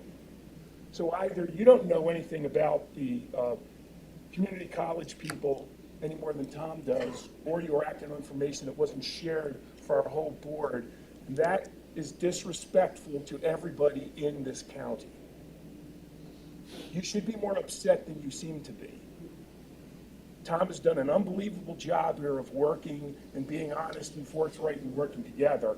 And it seems like 1/3 of the commissioners may be being mistreated, not only by our elected commissioners, but also by the staff. And I'd like to have an answer to that first. Second one is an unbelievable event on Monday with the inauguration of a new president. We also celebrated Reverend Dr. Martin Luther King, a Christian reverend. So Dr. Martin Luther King said he was looking forward to the day when we evaluated his kids and everybody on the content of their character, not the color of their skin. And an unbelievable thing was done by our new president when he signed an executive order ending the illegal discrimination and restoring merit-based opportunity. Nothing honors Dr. Martin Luther King more than that. I want to say, I'm a Marine. Now, I'm a fat Marine right now, but somewhere underneath me is the lean, mean Marine I once was. In the 1960s and 70s, there was huge problems in our country. And the Marine Corps solved it. You know how? Everybody was green. We were all green Marines. And from 1977 through 2003, that's how we acted. I'm going to challenge our current Board of Commissioners. You have to get over your addiction to identity politics. We are tired of it. Our country is tired of it. Our community is tired of it. We are all Americans. Black history is American history. That was an unusual little list of history that you brought up today, okay? Because the United States is the greatest country in the history of the world, the most welcoming country in the history of the world, and we should celebrate that and highlight that. We are not perfect, but we are moving towards that every day as Americans. Thank you for your comment. So, Mr. Rooney, I appreciate your comments, and I'm going to take a moment to respond, and this is not a call and response. You've never walked in my shoes as a black woman. As a black woman, you're not, have you raised minority children, right? Have you ever been called the N-word? Have you ever not gotten a job because you're black or because you're a woman? That's my reality, right? And I, Please, you're. I'm not. These counties in our country, If you you should be can- celebrating that unbelievable honor and privilege that you have. I just said this is not going to be a call and If you can response, have a but can I seat. finish my If you can take a statement? seat. Specifically to me. I'm talking because I'm well, I'll talk to the, I I'll would- talk to the audience. I'll talk, If you So- can take a seat, please. Yeah, I understand. you can, you So- made 3 minutes of comments. I'm standing. so here's my response, right? And anyone can roll their eyes or have negative comments about what my experience has been like living as a black American in this country, what my grandmother's experiences were, what my mother's experiences were. You know, it's oftentimes hard to understand people that don't look like you, that don't pray like you, that don't love like you, to understand someone else's plight, someone else's experience. But I find it highly offensive for you or anyone else to tell me to get over it, right? Because you haven't walked a mile in my shoes. You've made your. But I don't cast judgment on other people. I don't. Unbelievably hard in the cold regions. So did mine, and she As called. everyone So did else's mine. grandmother did too. So did mine. But she was called the N-word on her way to school every day. do I have to sit? I mean, is that a rule? Yeah, because the dialogue is done back and forth with each other, so we're gonna move on to the next public comment. Okay. Thank you. So, all right, I'll make a comment and just say that,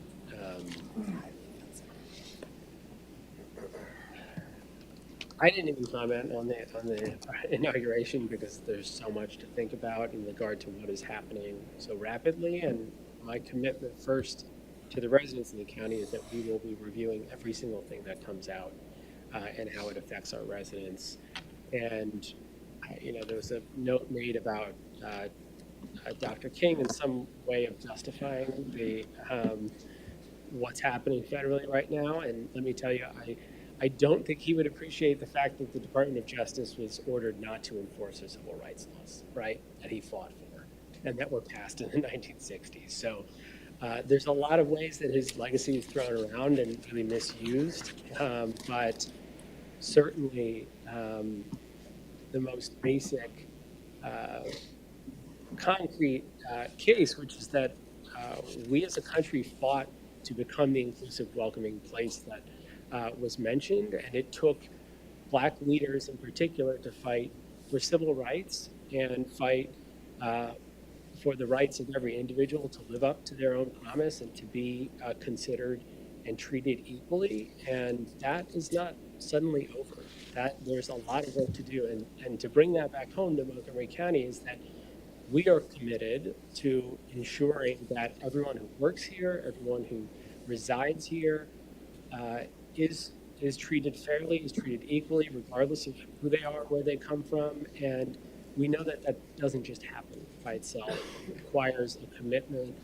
It has required activism, legislation, and there's work that we're going to continue to do, and you'll hear more about it in the coming weeks to share that commitment.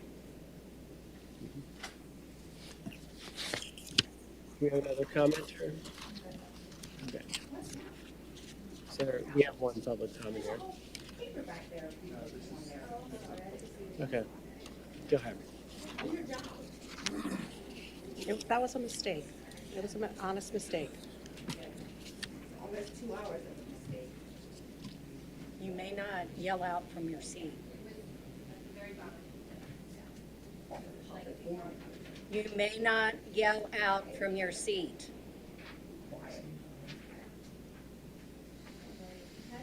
Is David Morgan?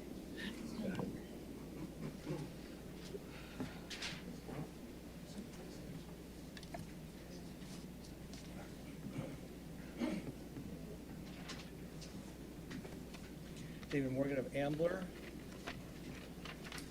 Regarding the news flash I mentioned from Bucks County, goals they have in trying to keep taxes low for the residents include offloading costly assets and also merging departments.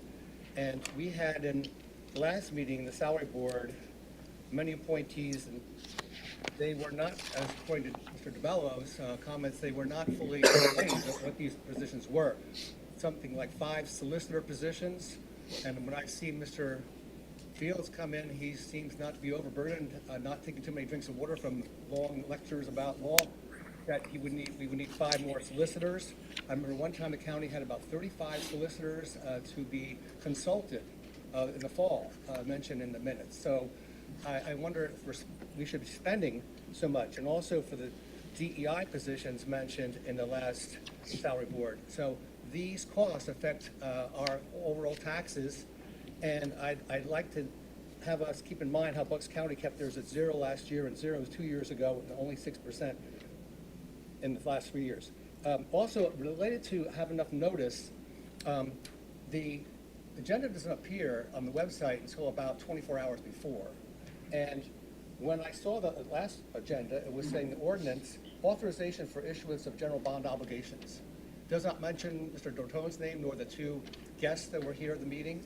And if people want to comment that this is a large burden we're going to face of $100+ million of spending, which has got to be financed with debt financing, then we should know about that clearly. Also, the fact that this late notice is a kind of a trend that we really know ahead of time for our participation in the meeting. And I thank Mr. DeBello for his mentioning that. That's a concern of mine. I also thank Mr. DeBello for voting against the tax increase, which I calculate to be closer to 10%, based on line A. You look at the mills on line A, your tax bills. So that also was reflected in Mr. DeBello's vote against the salary board hires, which are up about $100,000 plus pension and health benefits. So we're going to carry more from these surprise notifications. That one about the bond, the one about the positions. So I like to have us really keep in mind that so that we can keep our taxes low and help the public. Now, I noticed my picture is in the report here playing violin. What a pleasant surprise.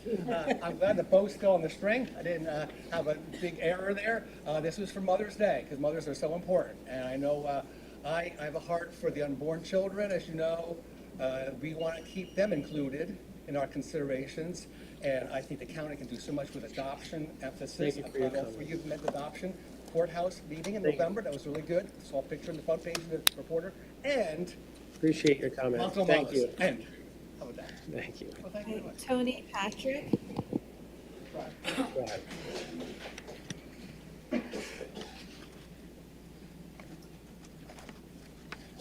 Tony Patrick from Upper Providence Township. First, I want to say thank you. I know you guys have a hard job up there, and one day you'll look back at this and say, you know, I did my best. The best. All you can do is all you can do. But I want to say a prayer because I want to pull Jesus into this room. This is important that we all have a higher power. So I want to thank Jesus for loving you, the people here that are gathered in his name, and thank Martin Luther King. He was forefront to our beginnings in the black community. He, in my mind, was a savior. I was poor, born a poor white girl. So I've been called the N-word, and it has nothing to do with my skin color. So I wanted to say that first, but thank you again. So this is our county settlement covenant, and I will be giving you a copy of it. It was recorded in Bucks County Courthouse. It's a preamble. We, the 868,000 plus residents of Montgomery County, are sovereign people living on the land in Montgomery County, Commonwealth of Pennsylvania, a free and independent state, in order to live together in harmony under common law of the Almighty Creator, to facilitate the avoidance of disputes, to facilitate the quick settlement of disputes which might arise, to provide for organized defense of liberty, life, and private property, to protect and administer public property for the benefit of the inhabitants, and to make certain limited agreements with our settlement of sovereign people for mutual benefit, ordained common accord and recognition the following notice.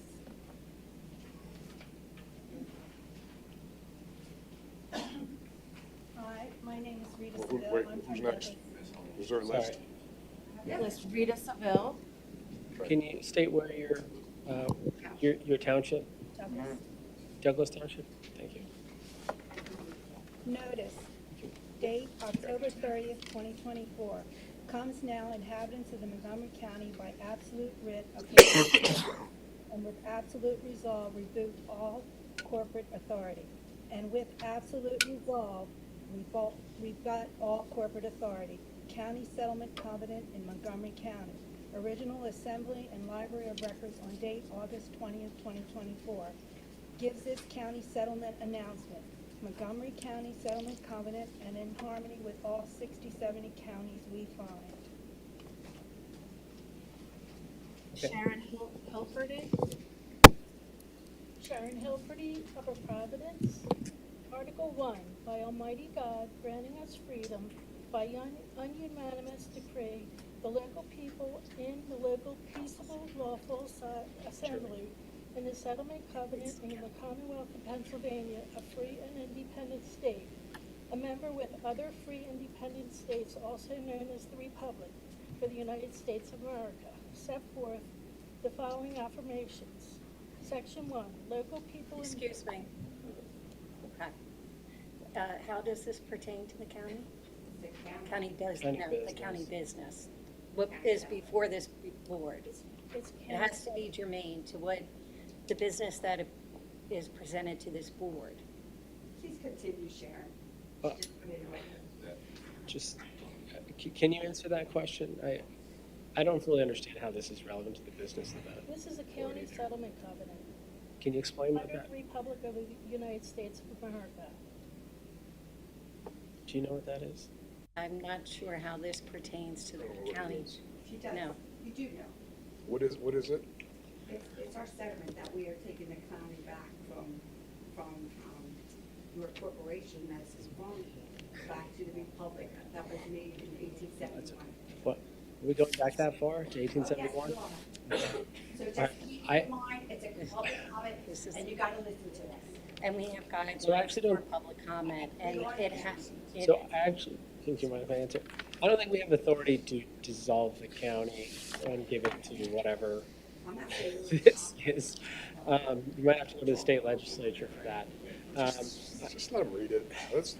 We're talking more about it. Just read it and so we can move on. Section 1, local people and family of man and woman Sure. centered in Almighty God live on a local land and use rights of way in people jurisdiction and grace affirmed by the authority of the ununanimous Declaration of Independence circa 1776 and the Bill of Rights Articles 5th, 7th, 9th, 10th, 11th, circa 1787 to 1791, revised 2024. November 13th, 2024, and beyond the reach of predator others, and also living in friendship in the peace treaty circa 1789 to 1791, and beyond the reach affirmed by the Pennsylvania Constitution circa 1776 and Declaration of Rights 4, 10, and 16, as well as the plan or frame of government in Sec 10, and including the county settlement of Montgomery County in the Commonwealth of Pennsylvania, a free and independent state, circa 2024. Okay, that'll be the last comment on that topic. That will be the last comment on that topic. It is completely irrelevant to the county business. If you want to go advocate to some other body, maybe the state legislature, it's unclear what this is, but we can't vote on anything relevant to what you're talking about. And the purpose, we received the comments. It's just not relevant. It's I'm willing. Can you rule as a solicitor on this topic? yes, yeah. Our guidelines require that what you are offering as public comment is germane to county business, the business of this board. The solicitor determines what is germane to this board's business. This is not germane.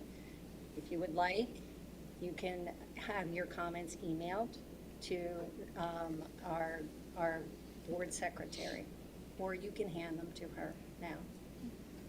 Well, based on what they're reading, it is germane to county business. I don't know, I'm not sure what the end result is, but it is germane to county business. How is that? Because, I mean, it's a resolution that they're reading, to read onto record. That's part of, It's on the record, that's the paperwork. right, that's what it is. It's all about putting on the record what they're reading, and it is county business. Public record.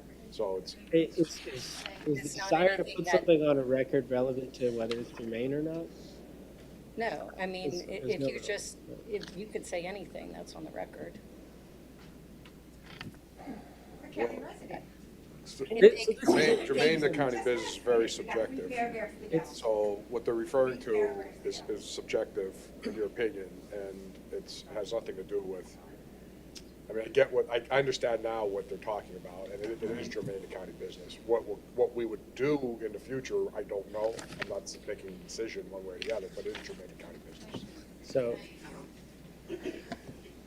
You are the chair. I will advise, and here's the reason this is relevant. I mean, anyone can come here and use this public comment as a platform and really abuse the platform to, for example, let's say they want to come up and pitch their product, right? Or let's say they want to say they're running for an office and they want to talk about themselves. we have to cut those people off because it's not relevant to a meeting in which we're making decisions. So there are many people who are passionate about lots of different issues within the borders of the county. If it doesn't actually have to be relevant to what we're doing, the business we're conducting as a board of commissioners, this is not the place to talk about it. The unfortunate thing is all this conversation, it would have been done. That's right. Right, but it's about setting a I know, very, but it's about adhering to the clear. But Tom, he's the chair, and know that. he's saying that he wants to move on from the I'm chairing the comment. meeting. The fact that there's this debate and there's this lack of like respect in terms of the thing that he is saying that he doesn't want to do, That right? doesn't mean anything, But he said, we're done with this comment. but it's not. Can we be done? The solicitor has also made that. It's what the solicitor's saying. Is there anybody else that is not comment? Subject is not CSC. There's one person that didn't put a comment, and that's Karen Sue Henson. I'm not sure what her comments in reference to. Sorry. I wrote one because I was here in attendance. I did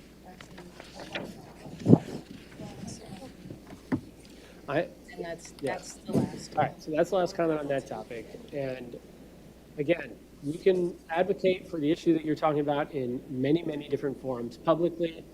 You could, host an event. You could do that. This is just a meeting where we conduct business, and there's nothing we can do about the topic you're talking about. So we've got to move on. So is there any other comments? Okay, so with that, are there any closing commissioner comments? I just got a couple real quick ones. Last night I was able to attend the EMS study that the county did over the last year review. I know there was one last night and there was one this morning. So I went to the one last night. A lot of work went into that. There was probably close to 20 different EMS organizations throughout Montgomery County that were there. It was a good meeting. There's still work to do, but the message is that within Montgomery County, and not only Montgomery County, but within the state of Pennsylvania and nationally, we have an EMS problem. And we're losing, every day we lose more and more people that don't go into that field. And what we're trying to avoid at some point in time is when they make that call to 911 and no one's there to come. So there was good suggestions last night, great questions, but it's just a start, and we have a ways to go. But it's definitely something that that we need to do. And lastly, with that, it was talked about, which was right, that the county doesn't have the authority to basically go and create an authority over all the EMSs within the municipalities in Montgomery County. But what I mentioned last night is maybe what we need to do is add to the information that we've gathered and reach out to each of the municipalities, because they can actually give the county permission to form an authority to work with EMS organizations throughout the county. So I'm not saying that will be the end result, but I personally think that we should, where the study kind of stopped, is that we should go and ask each of the municipalities, the 62 municipalities, their position on the county putting an authority in place. There's a lot of work that would have to happen after that, but it's just a starting point, because we'll be really curious to see what we would get back. But it is something that we have to address, and we have to address it sooner than later. Two other things real quick. I did have a meeting with Camp Rainbow people.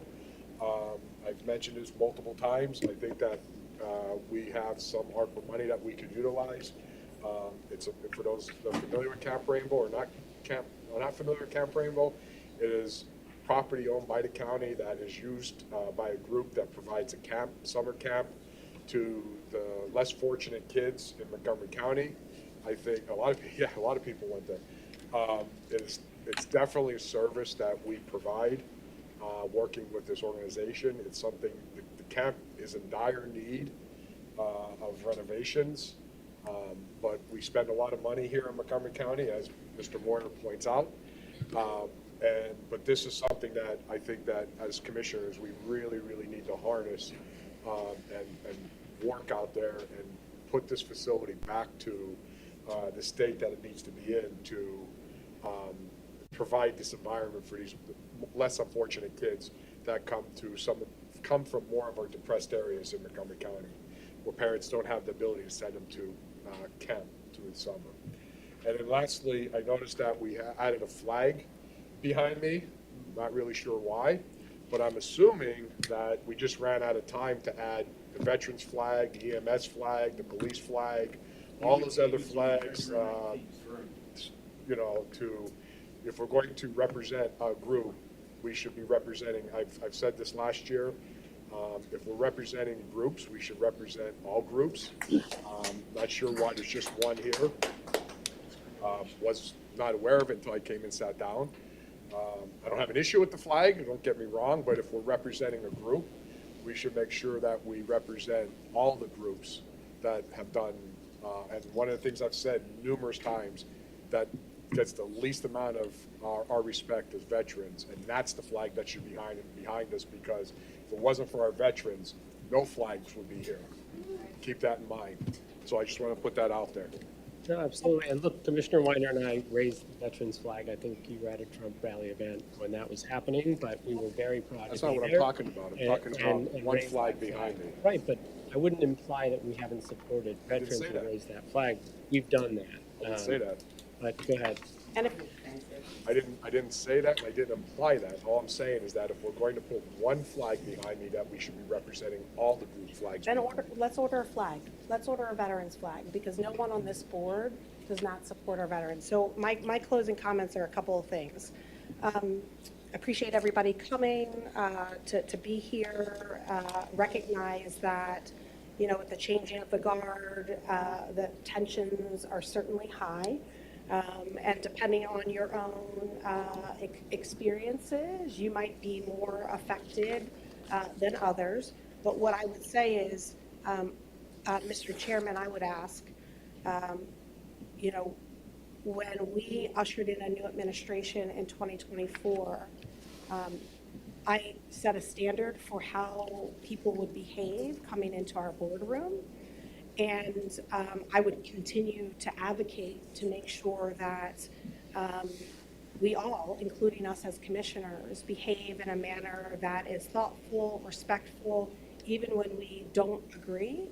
And what I've seen kind of transpire today, even in my own emotions, is not the best of Montgomery County. And so I would ask us, going forward, that we all work to honor that. That there's a level of decorum, and the things that we say in this room affect people in different ways, and being cognizant of our friends and neighbors that are here for various reasons, just being thoughtful in how we show up and how we treat each other. When I think about MLK's teachings, his teachings were thrown around a lot today. For somebody that has studied his teachings, studied African American studies at Penn State, I really pride myself on learning about his teachings and learning about those that have come before me so that I would be afforded the life that I live today. One of his teachings was really about lifting up our most vulnerable among us. And yes, he did advocate for the poor, right, regardless of skin color. Yes, he did advocate for Black and brown people. And so, when we throw around MLK's teachings, let's make sure that we have full understanding of what he meant by those teachings. Let's not be naive that this world is uniquely perfect as it relates to relations related to the civil rights that I know I personally, as a Black American, hold dear. And so I'm just, and the last thing I'll say is, Commissioner DeBello, that I have intentionally work to be inclusive and include you in things. And I know that my colleague has shared in that responsibility. We are trying to lead an inclusive government, and there's a lot going on when you're running an organization of 3,000 people. But I know that I lead with integrity, and I want to make sure that all of us play a role in making this government run effectively for our friends and neighbors. And so I don't want any commissioners to play both sides here, because I have been intentional, and we have been intentional as a board to work together on the many issues that come before us. And so I just have to say that, because I can't sit here and Commissioner DeBella, we can talk offline about how do we improve processes so that you're informed. But I don't do things to undermine my colleagues. I do what's right for the residents of Montgomery County. And so I'm not going to play both sides here. We should be running an inclusive government that is thoughtful for all stakeholders in the work that we need to do. So, yeah, that's it. I'm sorry for. Well, I just want to, I agree with what you're saying, and I think when I made my comments earlier about not getting the stuff, I didn't make any accusations. All I said was I did not get the stuff until today or yesterday, and that was the reason why I would be voting no. But when you make those comments, then people that are your supporters and people that are listening to you then make assumptions about us. So I'm just clearing the air. Well, I understand, but again, if I'm going to vote no on something, I'm going to state why I'm voting no, not just. That's fine. No. I'm just clearing. I don't want any assumptions to be made about how we operate as a board. And so that's why I'm saying what I'm saying. That's fine. I'm done. Is there any other comments? Anything? Yeah, no, I want to just thank you for that. And I think it's really important to reiterate that we are committed across the board to, one, just working with integrity and ensuring that what you see is what you get. And I'm not going to convey anything differently on this board versus where, I'm in another setting. And I'm also not going to, if there's something that you have as, and obviously there's a difference here in terms of majority and minority amongst the commissioners, and we had a period, in the past with the last commissioner who wasn't included in anything, right? So the fact that we're working together is, and you know this more than anyone, significant change from the prior administrations and their work with the minority commissioner. And, I think he voted no on literally everything from what I observed. So the fact that we have found things that we're working together on is important. And there are absolutely going to be things that we disagree about. There's, any number of matters, but I think we could do so respectfully, and we could do so recognizing that, that's going to happen. You say that more than anyone. So. Well, I do. I mean, I say that we work together on most everything. Again, I didn't say anything disrespectful today. I'm thinking back through all my comments, and even when I talked about Martin Luther King, I said that he was a great man, and there's a lot to learn and understand what he stood for and what he did. So I think I was reiterating, Commissioner Winder, what you were saying. I didn't say anything disrespectful to anybody.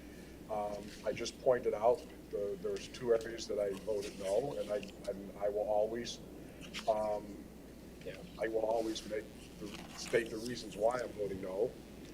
To be clear, I just want to make sure again that I didn't say, oh, well, Commissioner Keisha's keeping stuff from me, and I didn't say any of that. All I said was, I just got information for whatever reasons. It's implied, Tom. Come on, let's it's implied. So this is the thing. I don't apologize for what you're saying. Like, I appreciate what you said about MLK, and trust me, I appreciate, some of the things that we've done on Pride and veterans and all that good stuff. But like, we have a responsibility as leaders, right? When we say things, people take them as fact, right? And so all I'm doing in my response is just clarifying so that there's nothing, there's nothing to see here, that we are trying to run an inclusive government. And we're not always going to agree. We're not always going to agree on board appointments.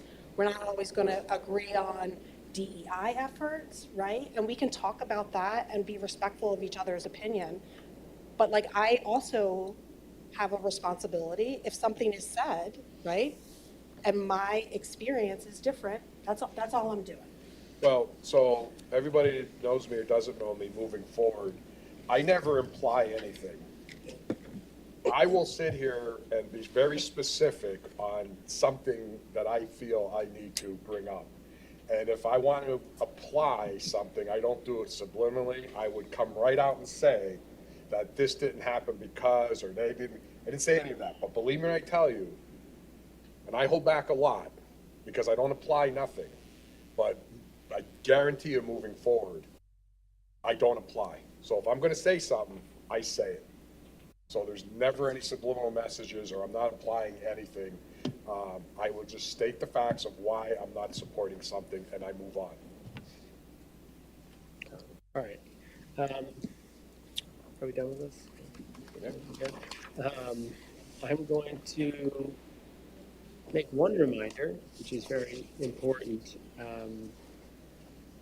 to all of us, which is that this is going to be a throwback, so we have an election this year, and I want to stress the importance of voting local and letting people know that there are positions, judge of elections and inspector of elections, that are up, and we have about 2,700 poll workers. Is that, I think I've said that. Yeah, it's been a while since you've said that number.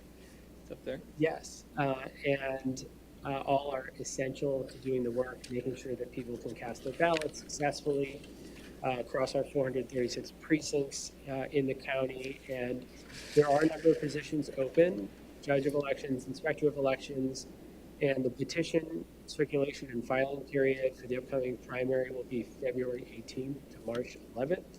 So if you want to run for those positions, please keep that in mind. It's coming up pretty soon. And we want to make sure that we have, robust, group of poll workers that can support all the needs that we have across the county and in every one of those precincts. So please look into that, call voter services, or come by the office if you have any questions on how to participate. And with that, I'll make a motion to adjourn. Are you implying the meeting's coming to an end? Yes. I imply all. I'm sorry. I will continue. I'm just adding a little levity. I will move to adjourn the January 23rd meeting of the Montgomery County Board of Commissioners. Is there a second? Second. Any board comments? All in favor? Aye. Aye. The meeting is adjourned. We'll move on next to the salary board controller.